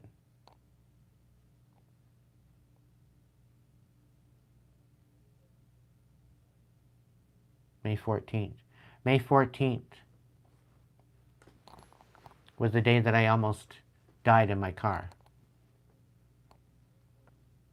2023.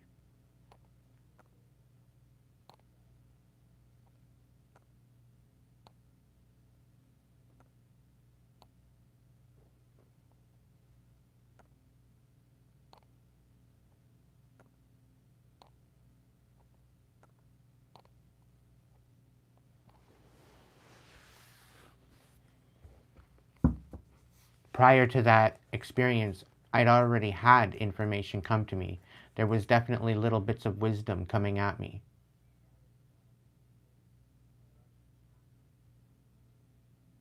But once I had my near-death experience, it started to all integrate, it started to click in, and it all started to make sense.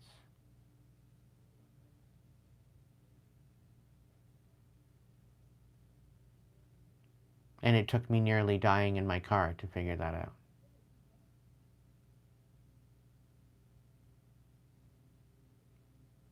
And within a flash of a second, I had went on a journey and a walk with Jesus where he divulged all this information to me. And there was well over a decade of wisdom in that flash. It's like time had stopped.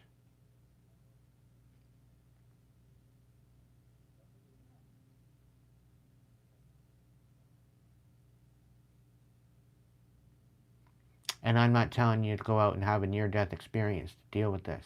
You can do this on your own. You don't need to go near death in order to get to where I am.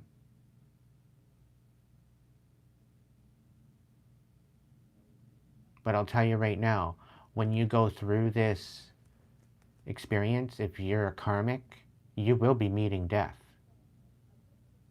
You will be at the brink of death if you have not integrated any of this knowledge. And I'm not wishing death on you. I wish you a resurrection. I wish you a revelation. I wish you the wisdom and the integration of that wisdom to rise above into your authentic, most divine self. This is what death and rebirth is all about. People say we only have one life, but we can have many deaths and rebirths within that life.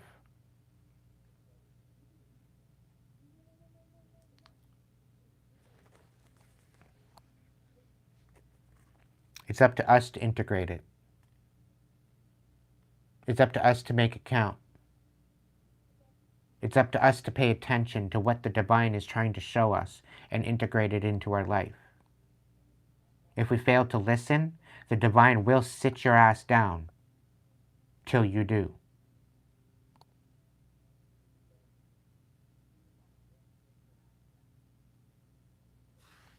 This is what divine intervention is all about. This is why the divine is putting you through these trials and tribulations.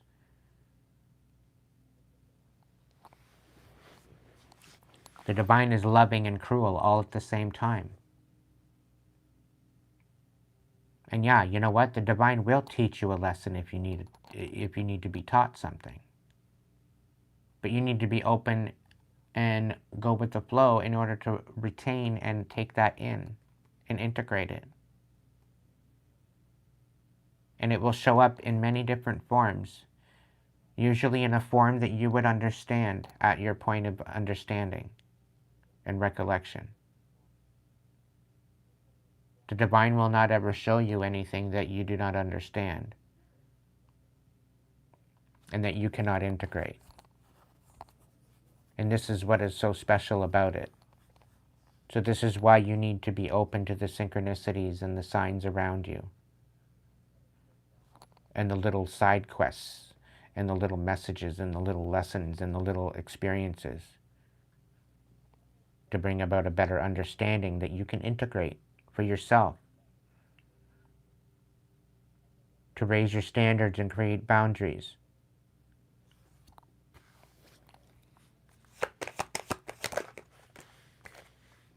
This is about finding the insight and finding the focus. And this is about reconciling with yourself, reconciling the settling, reconciling the distractions.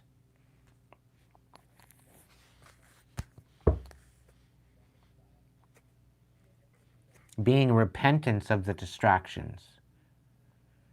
The divine has been telling you this whole time, but you've been ignoring the signs, you've been ignoring the red flags. And I'm mainly talking to my karmics, because you're not willing to do the integration. To the ones that are actually aware, you can confirm this. Hands down, I know you can confirm this. I know that I'm not crazy.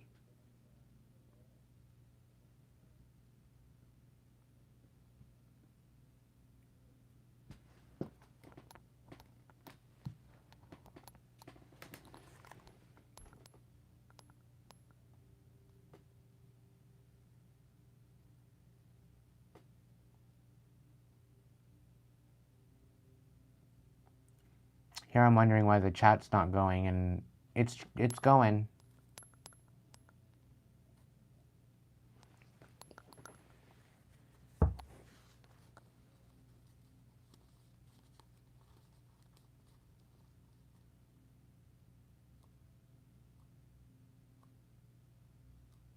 I needed that near-death experience in order to walk with Jesus, in order to be between the worlds, in order to be able to meet with him.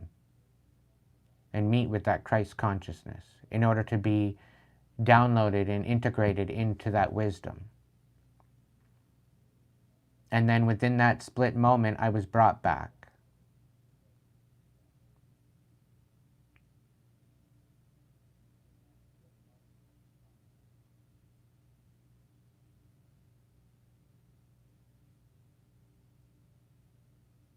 Welcome in, Chan.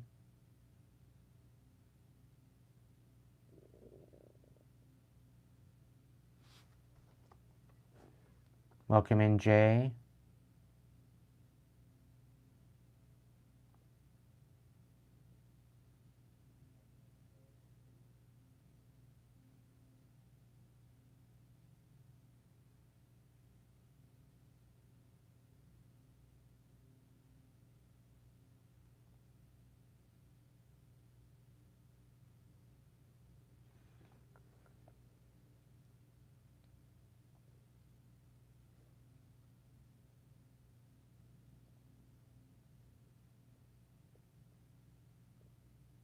Welcome in, Marine. Coco.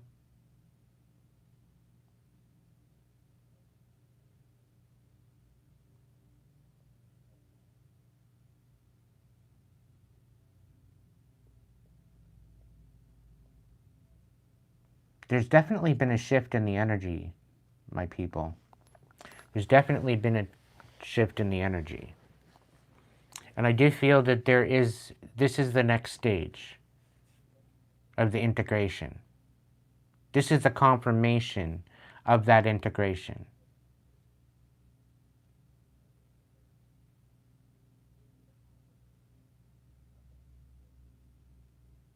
Okay? And Spirit's really calling me to continue to move forward.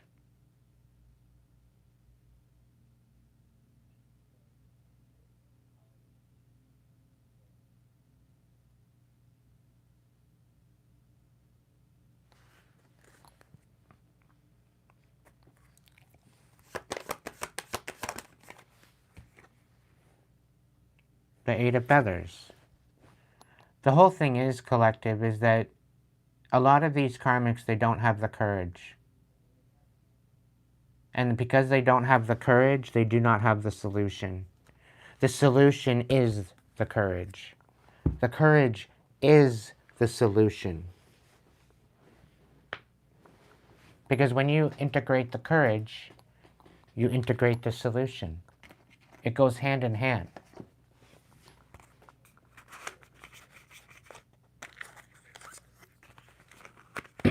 And that's what a lot of people don't understand. And turn it into a poet.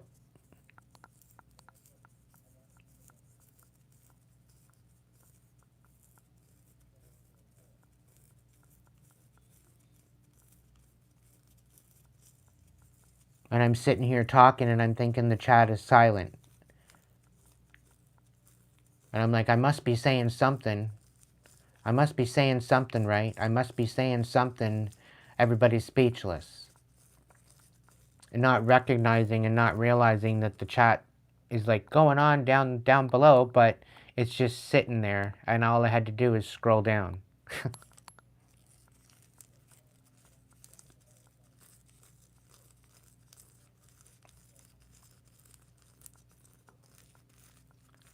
The biggest battle that we have to win is the battle within ourselves.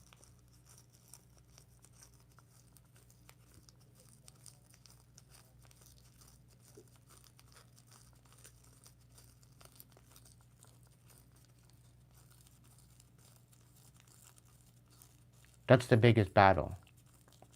It's not with our friends, it's not with our family, it's not with the people on down the street, it's not the people we work with, it's not our kids, it's not our significant others, it's the battle that we have within ourselves.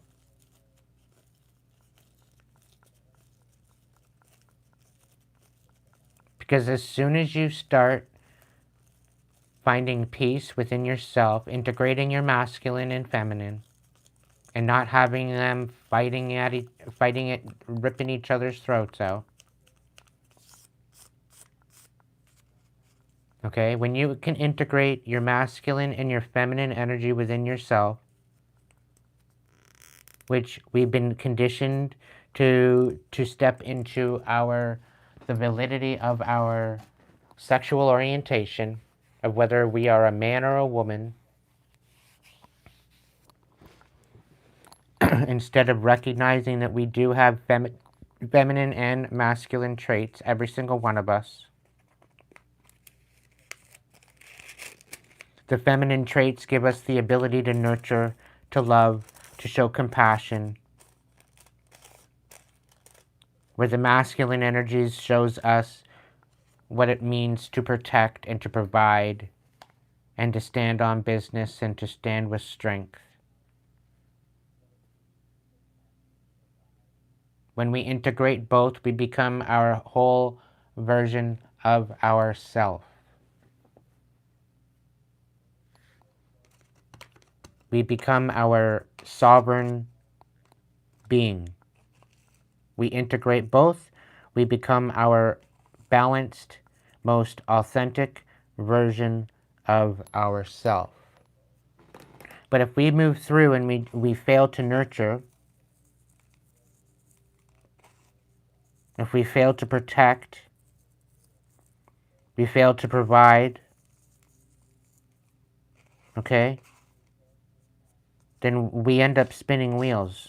So there's clearly some of you that have been spinning your wheels, not knowing where, not knowing how, not knowing what.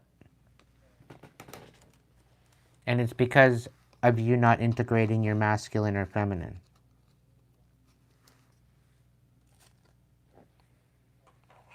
I've been pretty well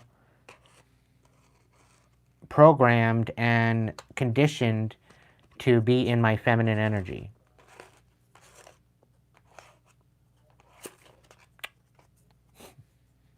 Really?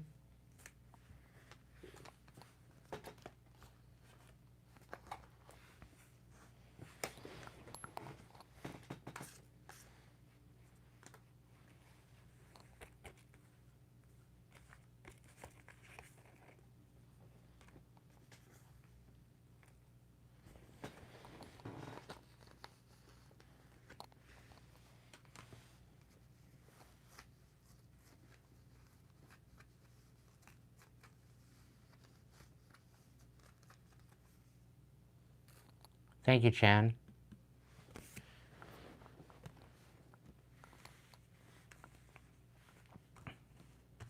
I went to roll me a cigarette and tobacco flew everywhere. It's like, okay.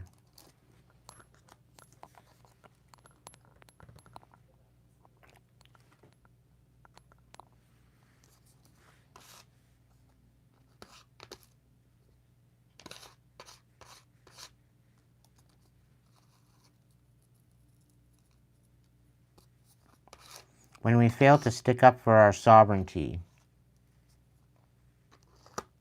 we are not integrating our masculine.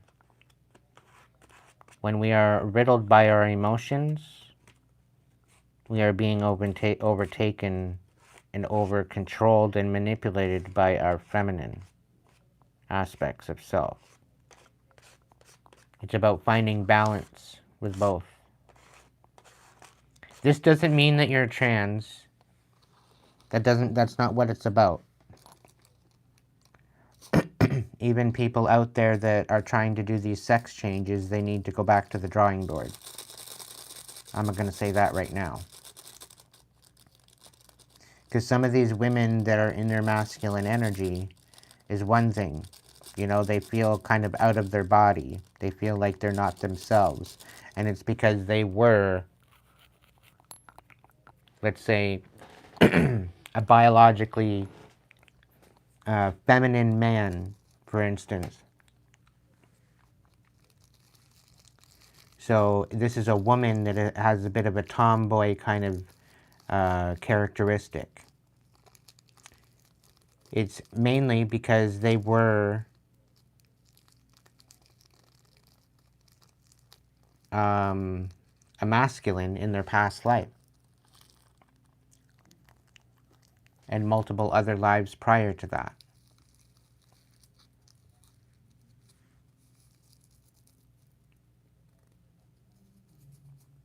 And the fact that they've been integrated back into a masculine, and they're in their feminine, or they're a feminine in their masculine, flip it where it needs to go. It's integrated vice versa, okay? So if it's a man in their woman, it's the same way, but it's switched. If it's a woman in a man kind of energy, it's the same thing. It's switched. And the reason why they feel out of their body and they feel out of place is because their previous lives consisted of them being the alternate sex, in that alternate sexual orientation. And ultimately, the soul in itself is not masculine or feminine. It's source consciousness. And being able to come back in through reincarnation and experience life many different times gives us the ability to integrate both masculine and feminine energy, and to find out and know the balance between the two. So if you come into the world as a man and you come in with feminine energies, it's because you were a woman in your past life. Within my past life regression, I've recognized that. So the fact that these people want to come back into here and they want to be back into the world, and they want to be stubborn and turn back into a woman or turn back into a man, flip it where it belongs, okay? They're going against the divine course of action of integration of their soul, and they wonder why they're all mixed up. Because they're failing to want to integrate that other integration. And that's why we have so many men that are wanting to become women and vice versa. But they're not willing to even just be happy in the divine skin that they're in. I have a lot of, I'm almost 60, 65, 70% feminine. Maybe 40, maybe 45, 50%, maybe 40, 45%, I don't know the numbers exactly, but in my masculine.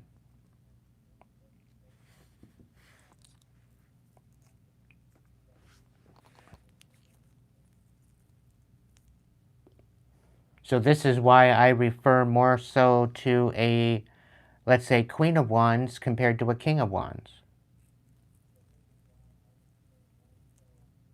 And it is definitely possible for a man to be in their divine feminine energy, and vice versa. A woman can be in their divine masculine energy.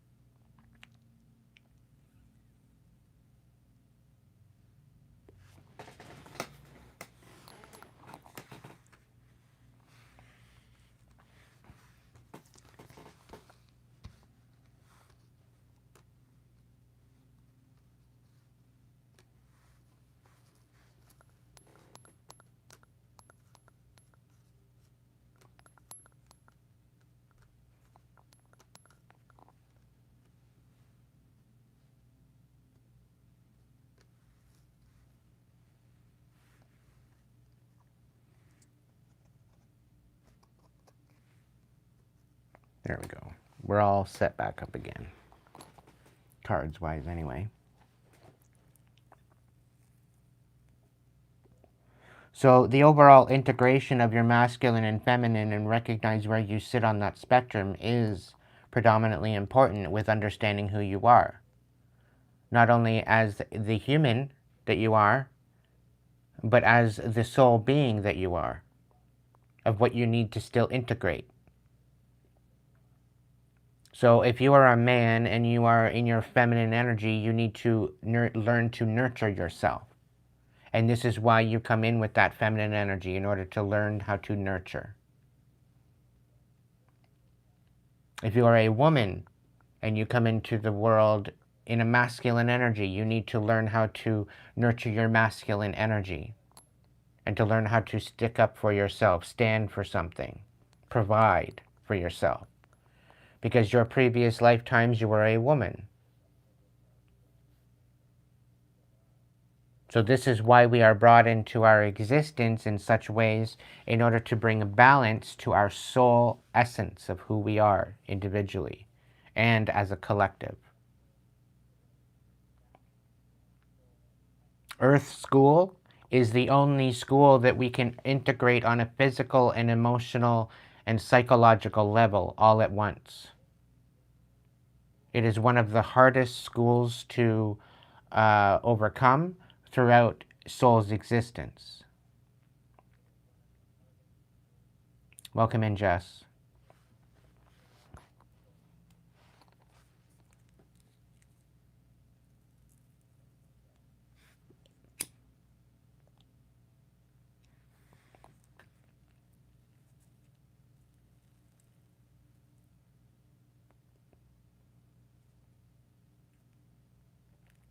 So whether you're a man or a woman, it makes really no difference. It's how you show up.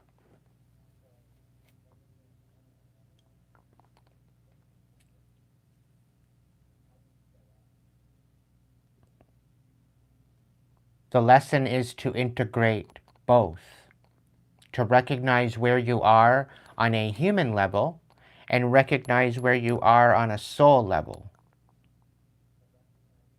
The soul level speaking of the higher self. And the only way to integrate the higher self with the human level is to integrate and know your divinity within you, know your sovereignty. But if we're constantly bombarded by distractions from this so-called society old system that's crumbling at its seams, we are currently in the time and place of elevation. We are currently in a time of ascension.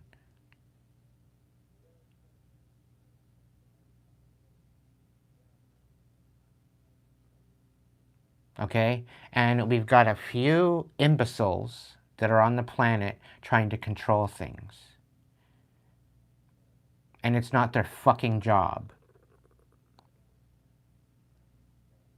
There are many nations coming up against these imbeciles that think that they are controlling things. And they have not a fucking clue as to what they're doing. So the divine is working through the people, through humanity, in order to bring a balance. And we've got a lot of karmics out here fighting against that current right now. And this is where all this chaos is coming from. So you either need to recognize and assimilate to that inner kingdom and bring peace to that inner kingdom, or you will ultimately be brought to your knees.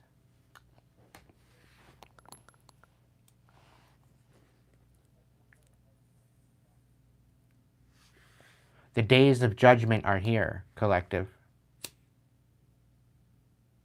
The reckoning is here, whether we like it or not. And it's either we integrate with it or we don't.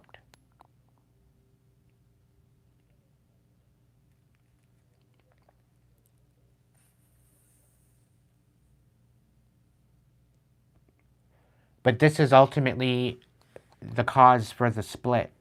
This is ultimately the cause for the chaos. This is ultimately the cause for this great grand awakening across the planet.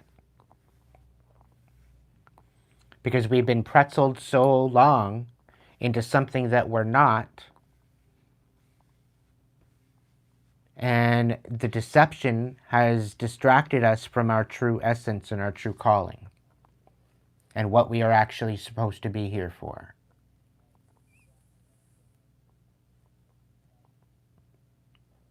And the people that choose to go against the current will be brought to their knees, guaranteed.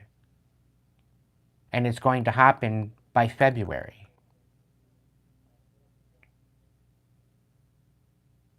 There's going to be a lot of changes coming into the new earth here, into the new year. 2026 is going to be met with chaos. It is going to be met with integration. It is going to be met with a new system. And this is not going to be the system that they're trying to portray for 2030. Okay? That whole idea is being thrown in the trash, I guarantee you, because it does not work with the new earth. It is going to fail absolutely miserably. Divine order is at hand, and you either assimilate to your inner kingdom that the divine is orchestrating within absolutely every single one of you, or you don't.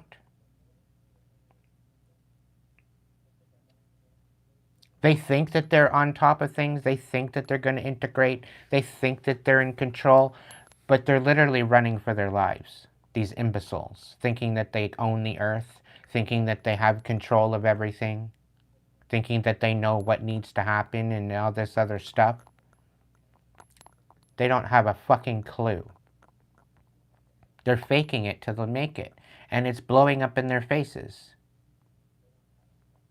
And the moment we all realize that individually we have more power, and as a collective, if we were to integrate into this new, into this new earth energy,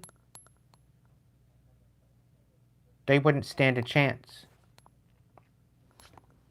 But they're kicking and screaming.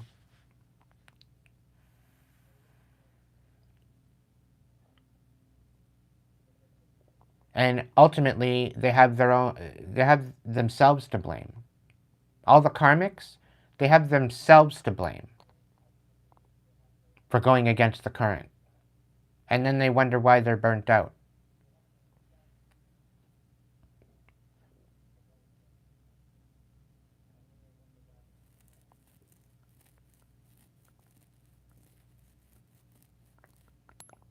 Are you asking about the imbeciles, Stacy?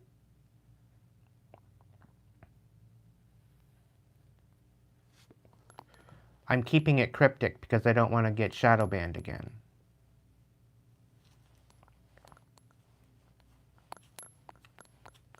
If you know, you know. It's the so-called people that are thinking that they have control of things when they really don't. They're failing absolutely miserably.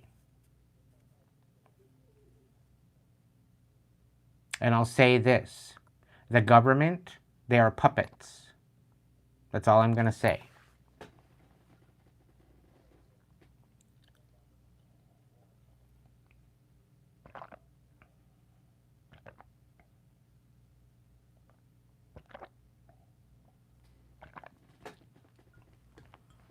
A lot of these people have brought monetary and money into the play.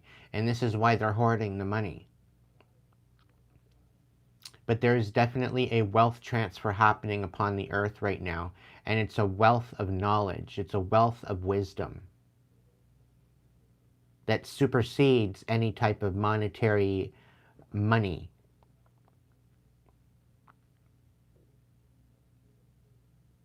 Because wisdom is priceless. You cannot buy wisdom. And this is the joke about school. People go in debt trying to learn stupid ass bullshit going to school. And they're not learning the right wisdom. They're not learning the right information. Everything that you can go and buy as a course in school is of the old system. And it's basically just making money, and it's putting people into debt, and it's putting people into slavery. It's keeping people in line.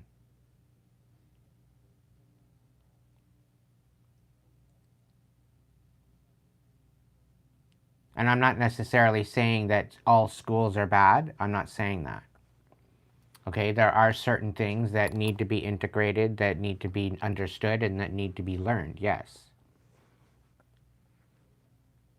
But ultimately, wisdom is free.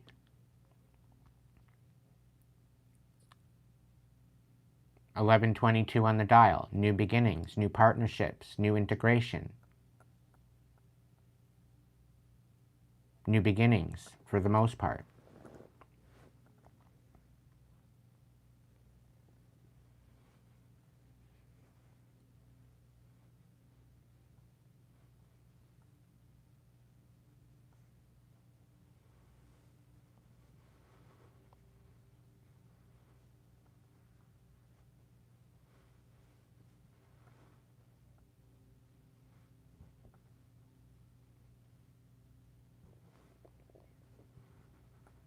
One of those people that you're speaking of, Stacy, are going to be eradicated off the planet for crimes against humanity.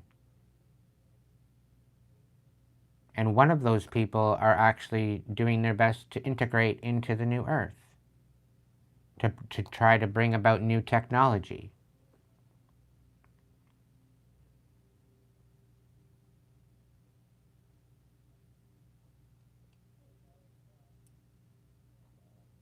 Sweet dreams, Alyssa Jane.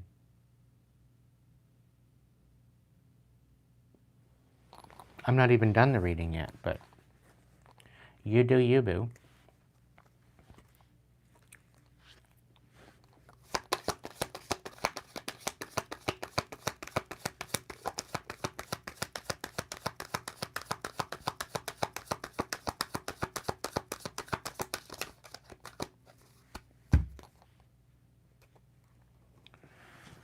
Collective, we all need to take a leap of faith. We all have to step into our fullest potential. And it's ultimately an inside job. The question is, are you willing to take that leap?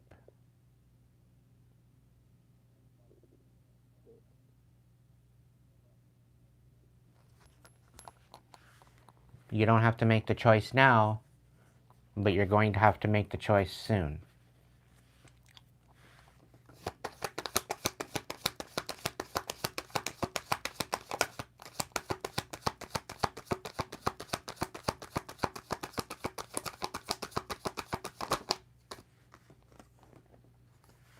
Or miss out on your fullest potential. Miss out on the ability to explore your new world.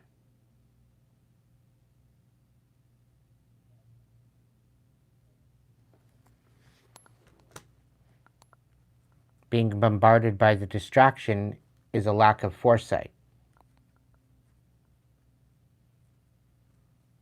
Being bombarded and distracted by everything outside of yourself is part of your problem,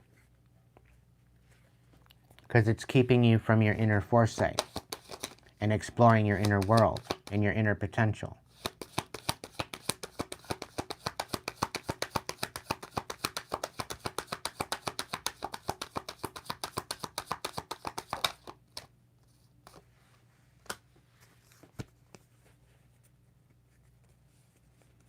The ones that choose to integrate, the ones that choose to go within and focus on what they need to do and walk away from what no longer serves them, will find success and they will triumph. It's inevitable.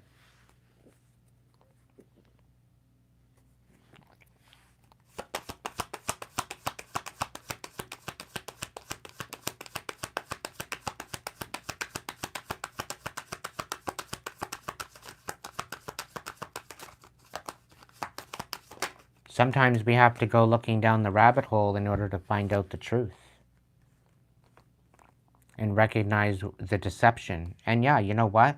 It's a time, a situation where certain things are revealed to you, and yeah, you know what? It pisses you off. But ultimately, eventually, if you integrate it and integrate the lesson and you rise above it, it will set you free.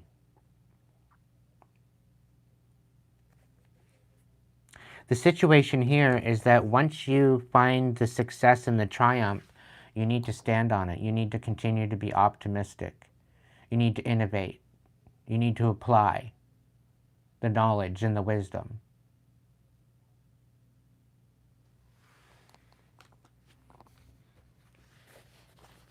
Having the courage to take accountability for your own sovereignty is paramount to your success. It's not easy, but it's worth it.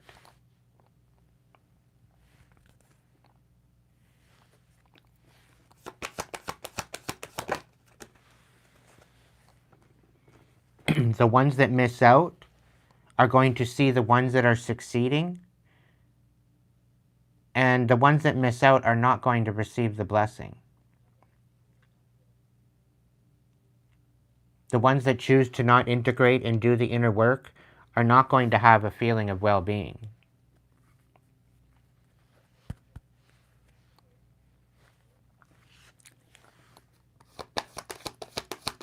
And it's going to be on them.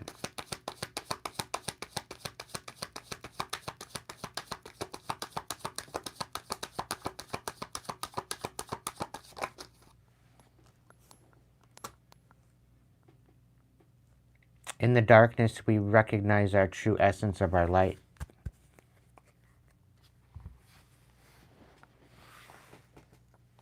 The ones that choose to stand on business, the ones that choose to be optimistic, the ones that choose to move through with the flow of this new integration, with the fact that you are finding success, with the fact that you're finding the triumph and recognition with this, okay, will bring you comfort and community. It will bring you commitment. It will bring you solid foundation by integrating that inner world, inner kingdom, by finding your sovereignty, by recognizing your fullest potential.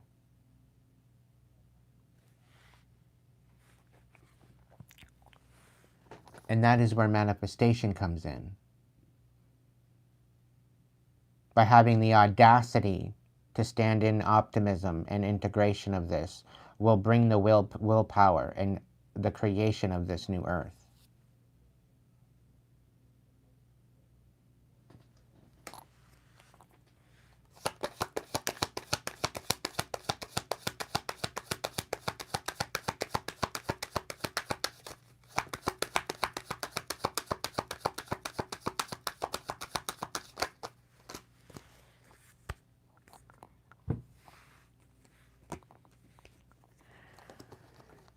If we were to all collaborate together, it would bring the change and the release and the revelations and the recovery from the betrayal and the deception and the lies.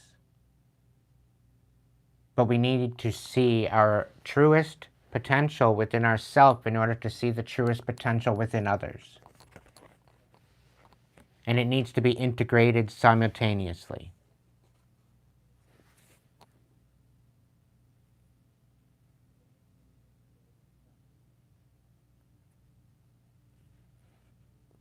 Again, Romans chapter 8, verse 11.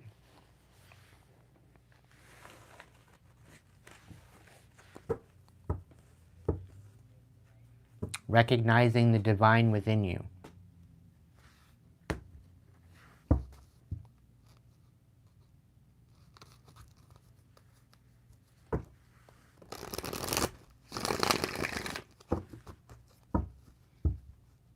Welcome in, Squeezy.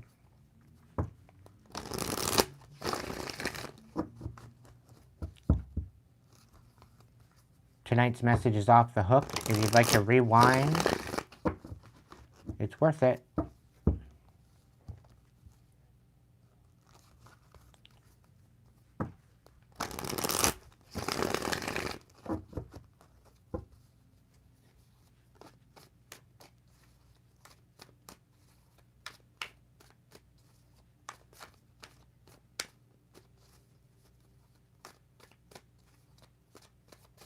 Alchemist.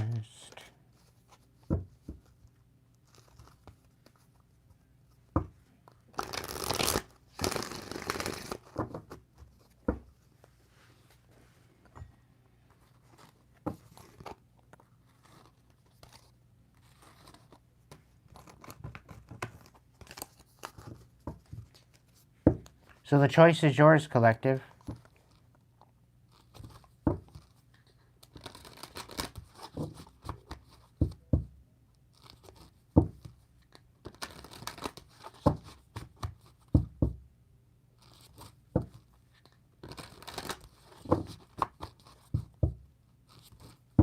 put the scales of balance in the chat if you are willing to integrate this or if you are already integrating it.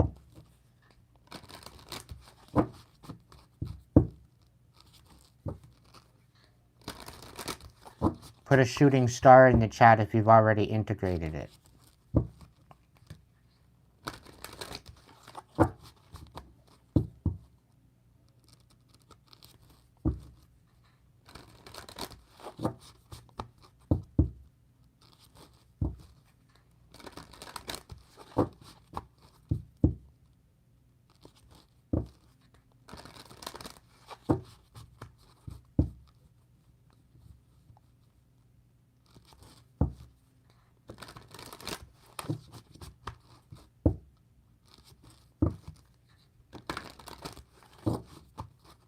Put a sad face if you're still in your karmic energy and you're going through it right now.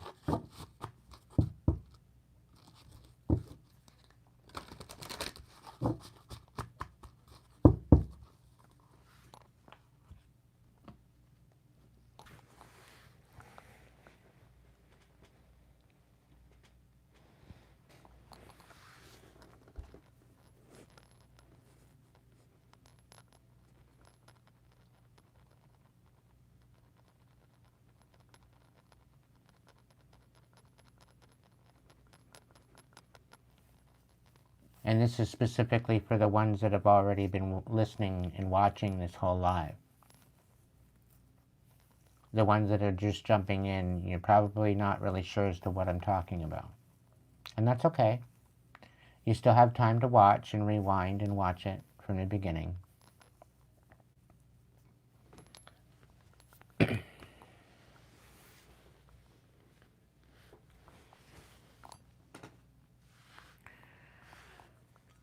Ultimately, we have the power to change our world, collective. As to whether or not we're going to rise to the occasion and make it happen. Mother Earth is waiting for us to work it out.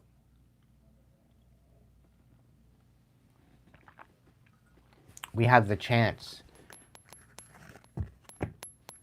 to have the world that our whole soul is yearning for. But whether or not we have the courage to step into that is another story.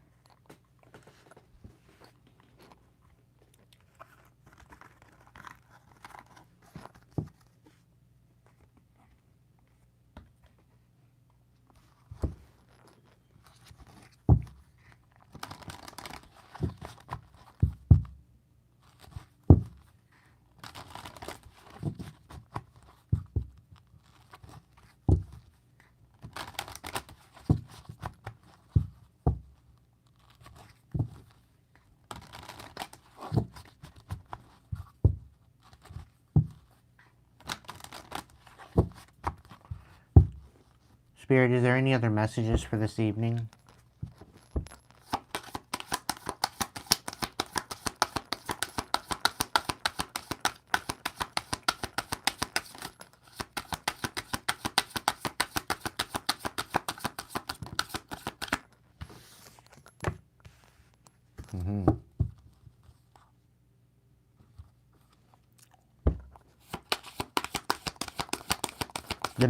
The message here is, by them putting us into chaos, it is to take us out of our abundant frequency. They're trying to siphon off of our abundant frequency. And whoever is doing this is going to receive some sort of karma. There's karmic backlash coming for that.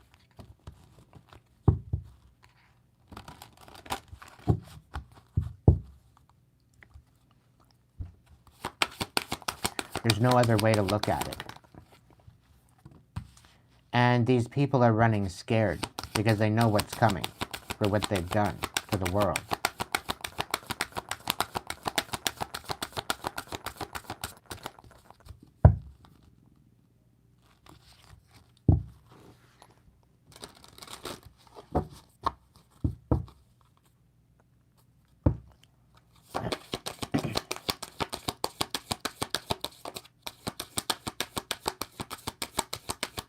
specifically for what they've done to the children.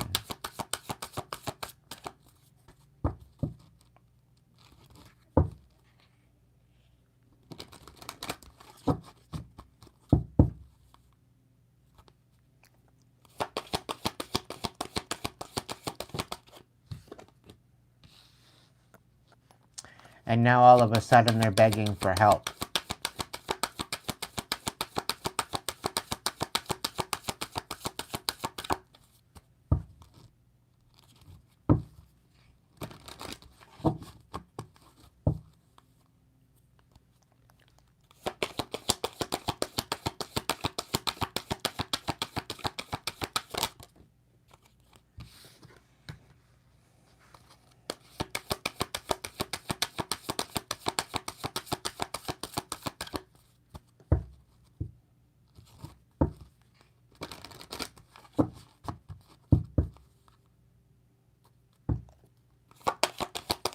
Whoever is out here stealing abundance, they are receiving karma. And they're not happy about it. They're ultimately going to come in and ask you for help. And it's basically, they're not happy at the fact that they're receiving karma because you're releasing some sort of secret that they don't want to take accountability for.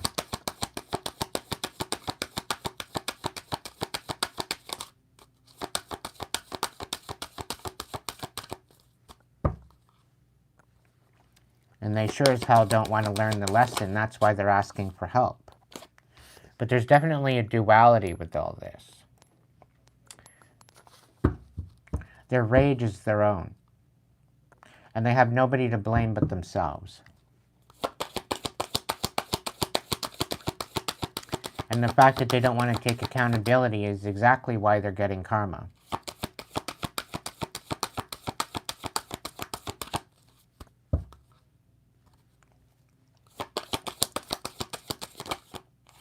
Why? Because they had literally no regrets.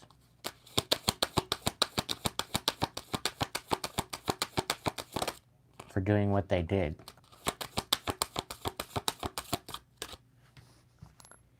And ultimately, the fact that they don't want to take accountability anytime soon, they will be learning a very valuable lesson. A very sacred, very priceless lesson. About interfering with divine intervention.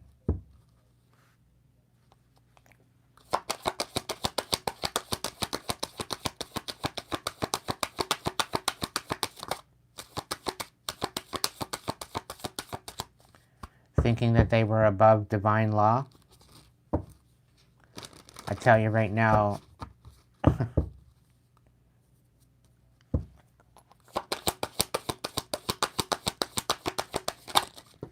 they're going to somehow ask for forgiveness. And they're going to be receiving karma and learning a very valuable lesson because of them not wanting to take accountability and recognize the duality and misguiding the masses.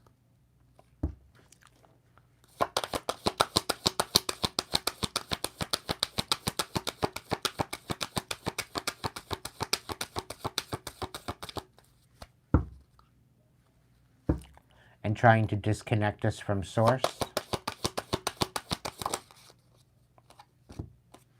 They're in fear right now for what they've done. They're running scared, wondering how they're going to fix this.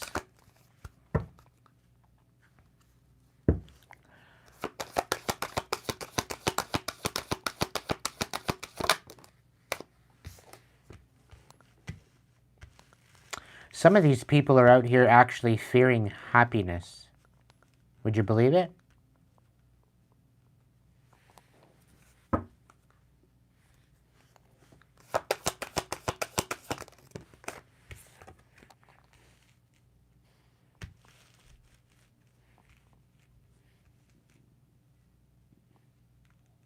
Because they feel that happiness resides with slavery. They're trying to instill fear in order to find their happiness through conviction and keeping us trapped. And they're feeding off of this energy, collective. And this is how they keep us helpless. This is how they keep us in an energy of imbalance.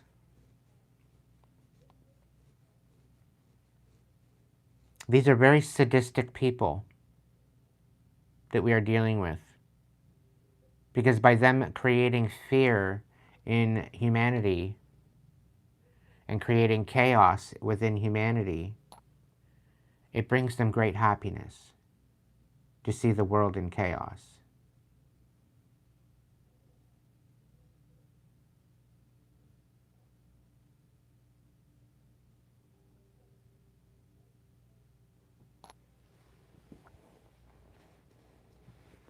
To see us trapped, to see us suffering.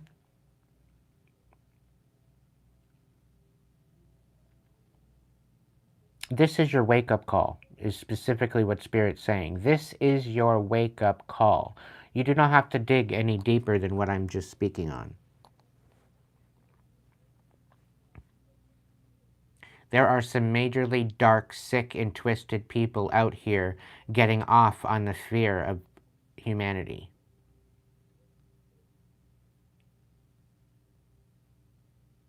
And this psyop that we've been dealing with for the last 5 to 6 years, that was planned a long time ago, might I add, in order to bring fear to the masses, to bring deception, to bring lies, to bring deceit, to bring betrayal to the populace of humanity. It is to create fear in order for them to feed off of. Ultimately, that brings them great happiness. To keep us in entrapment. Hence the lockdowns. Hence the constant removal of freedoms. The constant red tape that we have to go through in order to get anywhere or do anything. Or to even step into our ultimate sovereignty.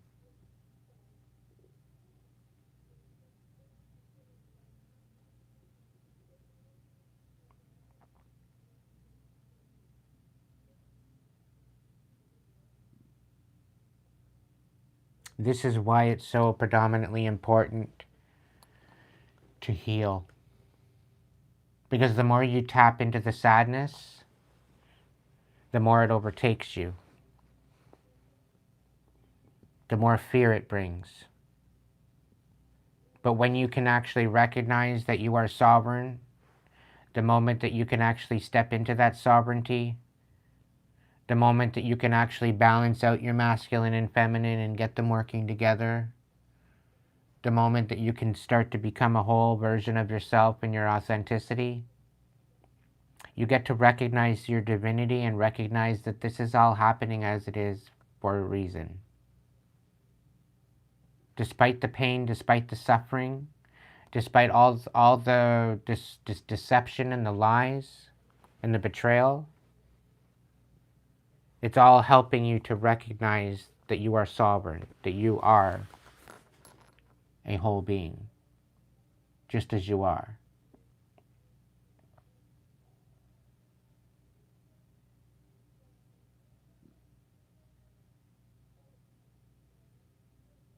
And when you step into your sovereignty, it's not about being better than anyone else, but it's actually empowerment to know that you are part of the divine.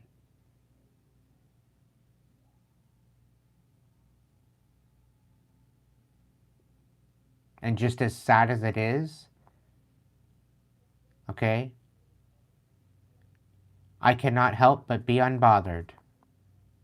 Because I know the souls that are being tortured. I know the souls that are being put into fear. I know the souls that are being brought to their knees. I know they are having deliverance. Because I've been delivered.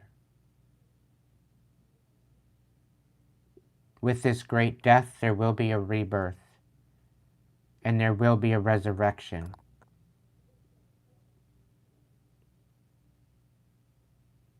And this Christ consciousness, the second coming, where Christ will return,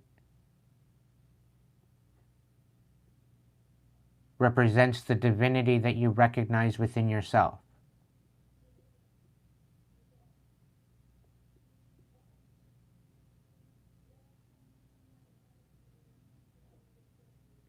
But it is up to you to recognize it and see it for yourself.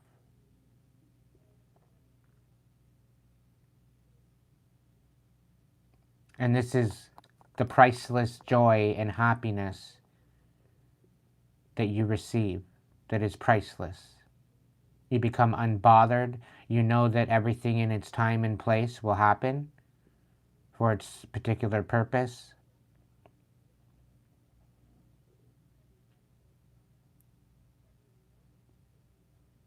And you recognize your true essence of who you are. You can finally step into that empowerment.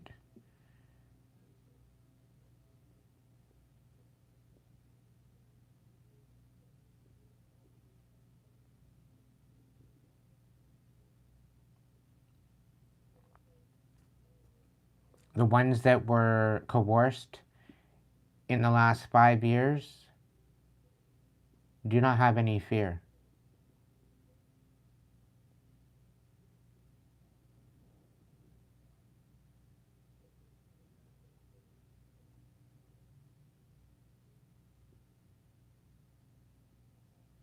You were lied to. You were deceived by people that you should have trusted. You should have been able to trust. But these imbeciles created that system in order for you to trust them. And they synthesized the naturality of that system, of that natural system of health. They created a synthetic version of that self.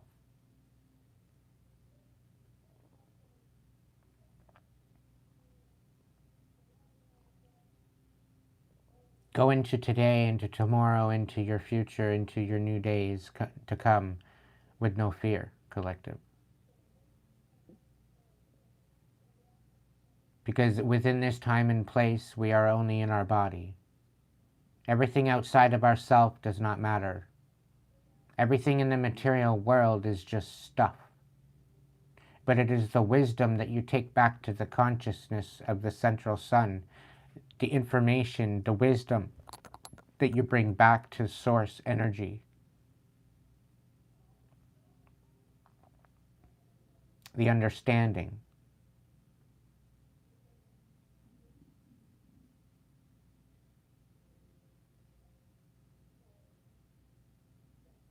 That is what is crucial to this.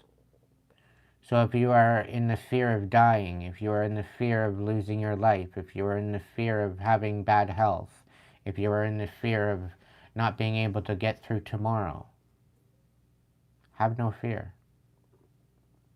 Let it go. Release it.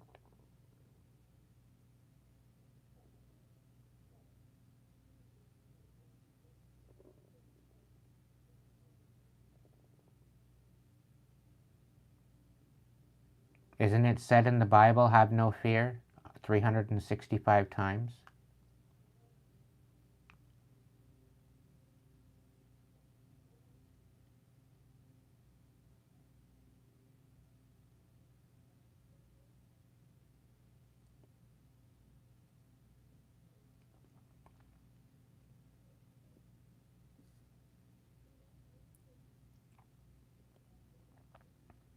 The thing is, collective, we may have lost them on a physical, but we are all part of the spiritual. We are all still connected, no matter what form they reside in, whether they are physical or spiritual, or even but a memory. They still exist because the memory exists. the acknowledgement and the reverence and the honor of them still exists within our hearts, within our souls, within our minds, within our memory. So they still do live on.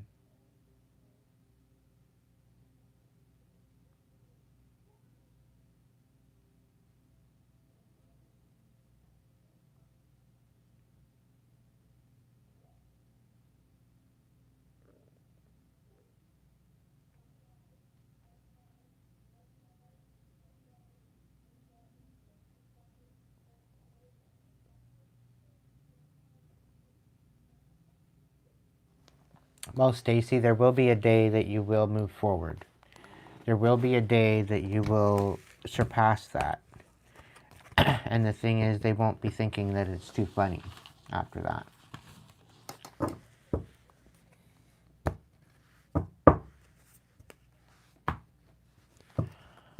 The thing is, the people that try to make people out to be a joke become the joke.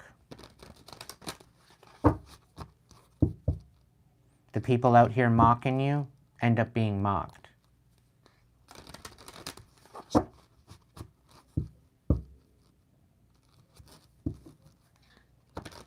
The people out here trying to create sadness in your life are actually quite sad. Isn't it ironic?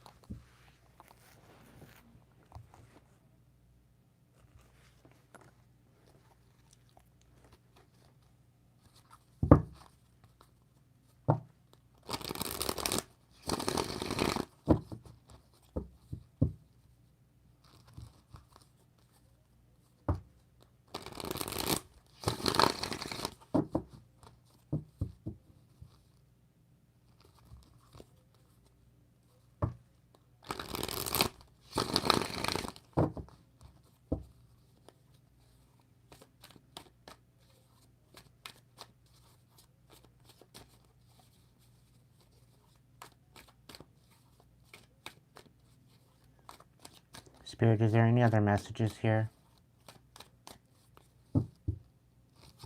I want to say thank you so much for joining me this evening, Collective. If tonight's message resonated with you and you'd like to donate to the channel, it'd be greatly appreciated.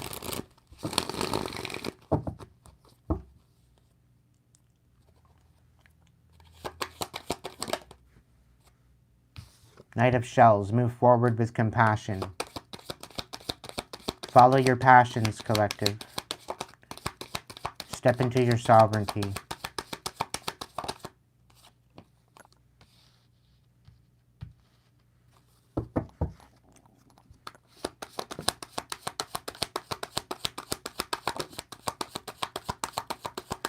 There are the odd person out here that are unstable, but they are not finding sanctuary. They are not finding rest. They are going to be stuck in the void. Looking for reciprocity.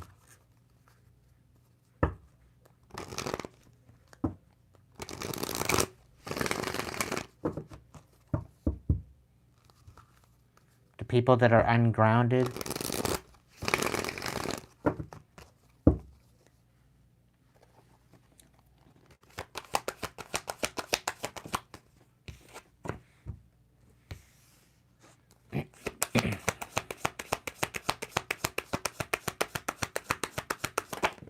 if we work together to be in gratitude, we will recover.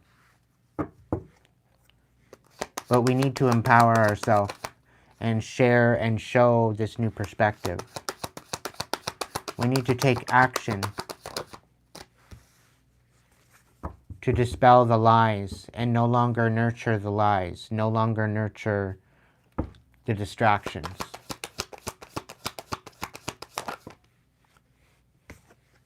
And this is where the stability will come in. There are nations across the world that are not complying with the current system. And these old systems are falling apart, and they're building new systems that are more in alignment.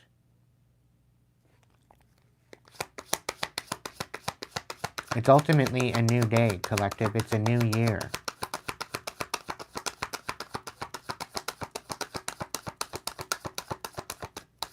And as long as you are ready for the springtime and you are integrating what you need to empower into your sovereignty,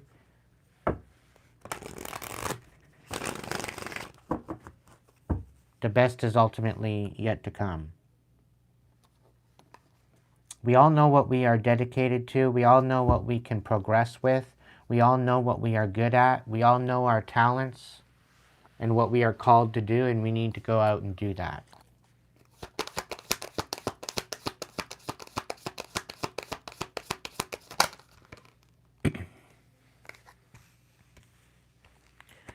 Do the shadow work and choose yourself first. Allow the divine wisdom to move you. Step into your spiritual power as a sovereign being and trust yourself first. Because it will then integrate what and where and how and in what direction that you need to go in.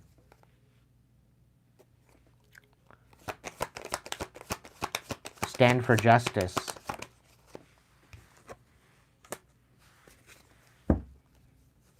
Be inspired. Take the discipline to be inspired and share new ideas. Be persistent and be open to new possibilities.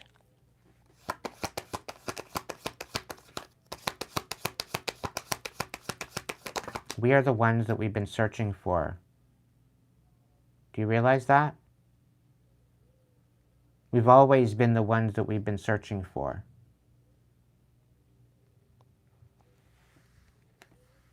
They pretty well made it completely impossible to be independent. To be able to recognize how individually powerful we are. This is why they're putting so much chaos into the mix. To the point where we have no other choice but to rely on each other in order to survive.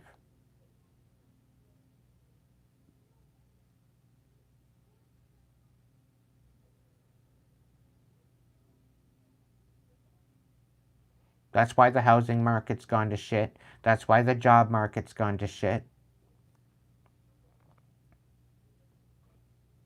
You can be out here having 3 jobs and still not make enough. To where we have no other choice but to be codependent on other people in order to live. Individual sovereignty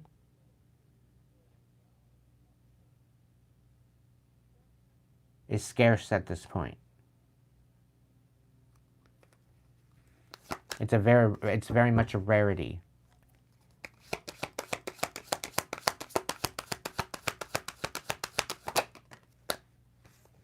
And we need to be very strategic as how we move forward. We need to work with our resources and prepare for what's coming. We need to have patience and look at things from a higher perspective.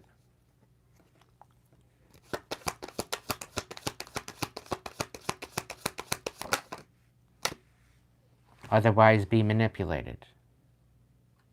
Otherwise be puppeteered into something that we're not. Your choice, collective.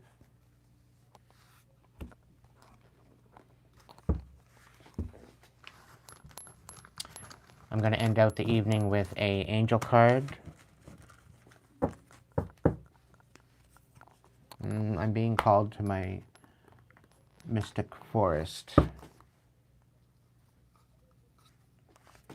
Okay, mystic forest, what's the message? What's the ending message? What's the closing message for the collective?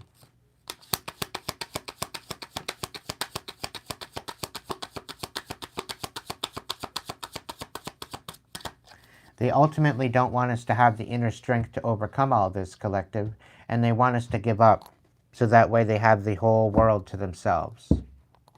these imbeciles. That's the whole point of creating this chaos. So we ultimately just off ourselves. And they have the world left over.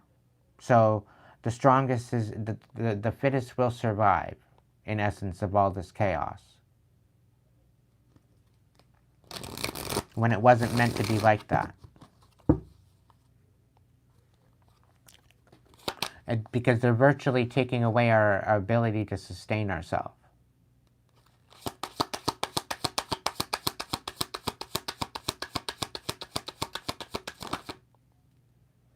And they're trying to close the door that's been open to us all the time, which is the door to divinity.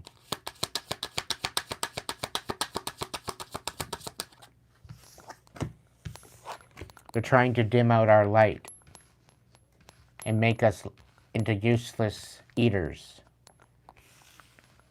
in order to pursue happiness. Does that make any sense? It don't make any sense to me. They're going about it the wrong way. Miracles in the dark. In the darkest moments, it's easy to feel lost and alone. When you stay focused on the light, you'll receive blessings beyond your wildest dreams. And this is the ultimate portion of this whole reading this evening. About working through the darkness, recognizing your inner light, and integrating it into a shadow aspect of yourself. Allowing the darkness to become your fuel in order to move into the light and recognize your light.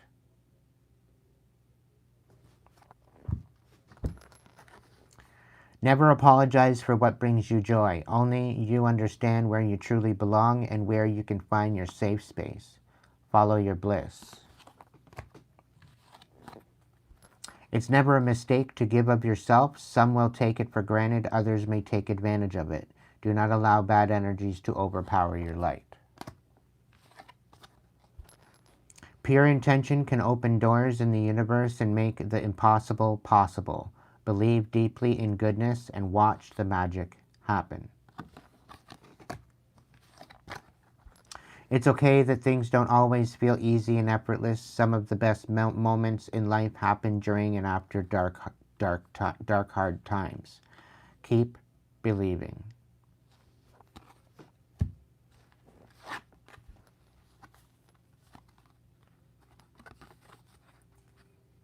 Don't lose yourself in things that you cannot change. Focus on the things you can change, like your attitude, your mindset, and your energy.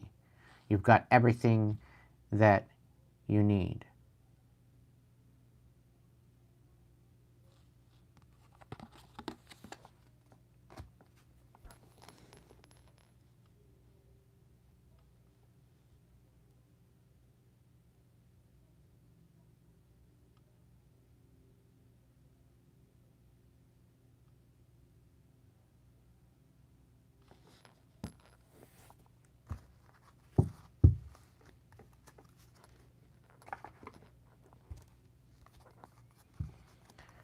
Collective, if tonight's message resonated with you and you'd like to donate to the channel or get your own personal reading, I am available 5 p.m. to 9 p.m. Eastern Standard Time, Monday to Friday, over at Hipsy. The link is in the description box. If you'd like to donate to the channel, it'd be greatly appreciated. Dude's gotta eat.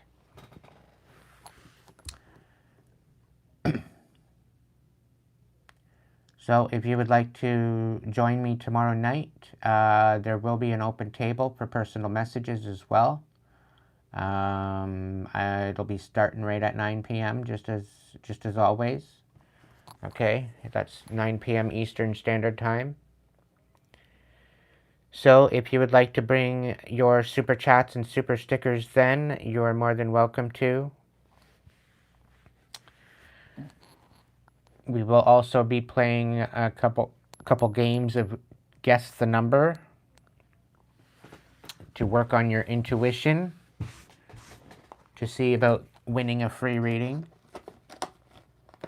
So that will be available to those that want to participate.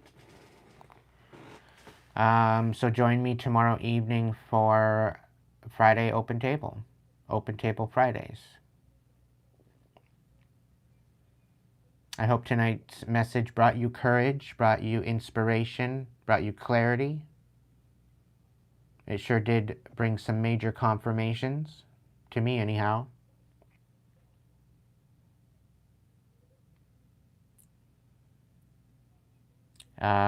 And if you are just tuning in, you might want to rewind. I'm not too sure as to whether or not it's going to quit or not, but you should be able to rewind it from the beginning.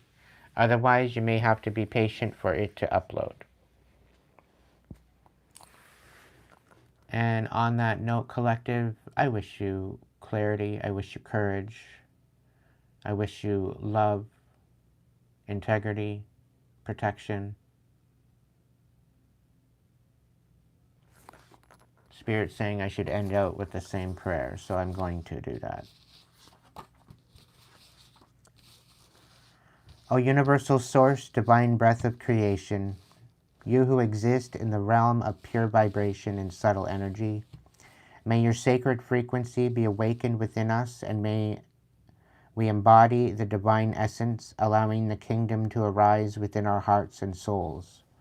Let divine will of the physical and spiritual merge realms in the cosmic divine pattern, microcosm and macrocosm, nourishing us with cosmic divine vitality and divine wisdom and life force.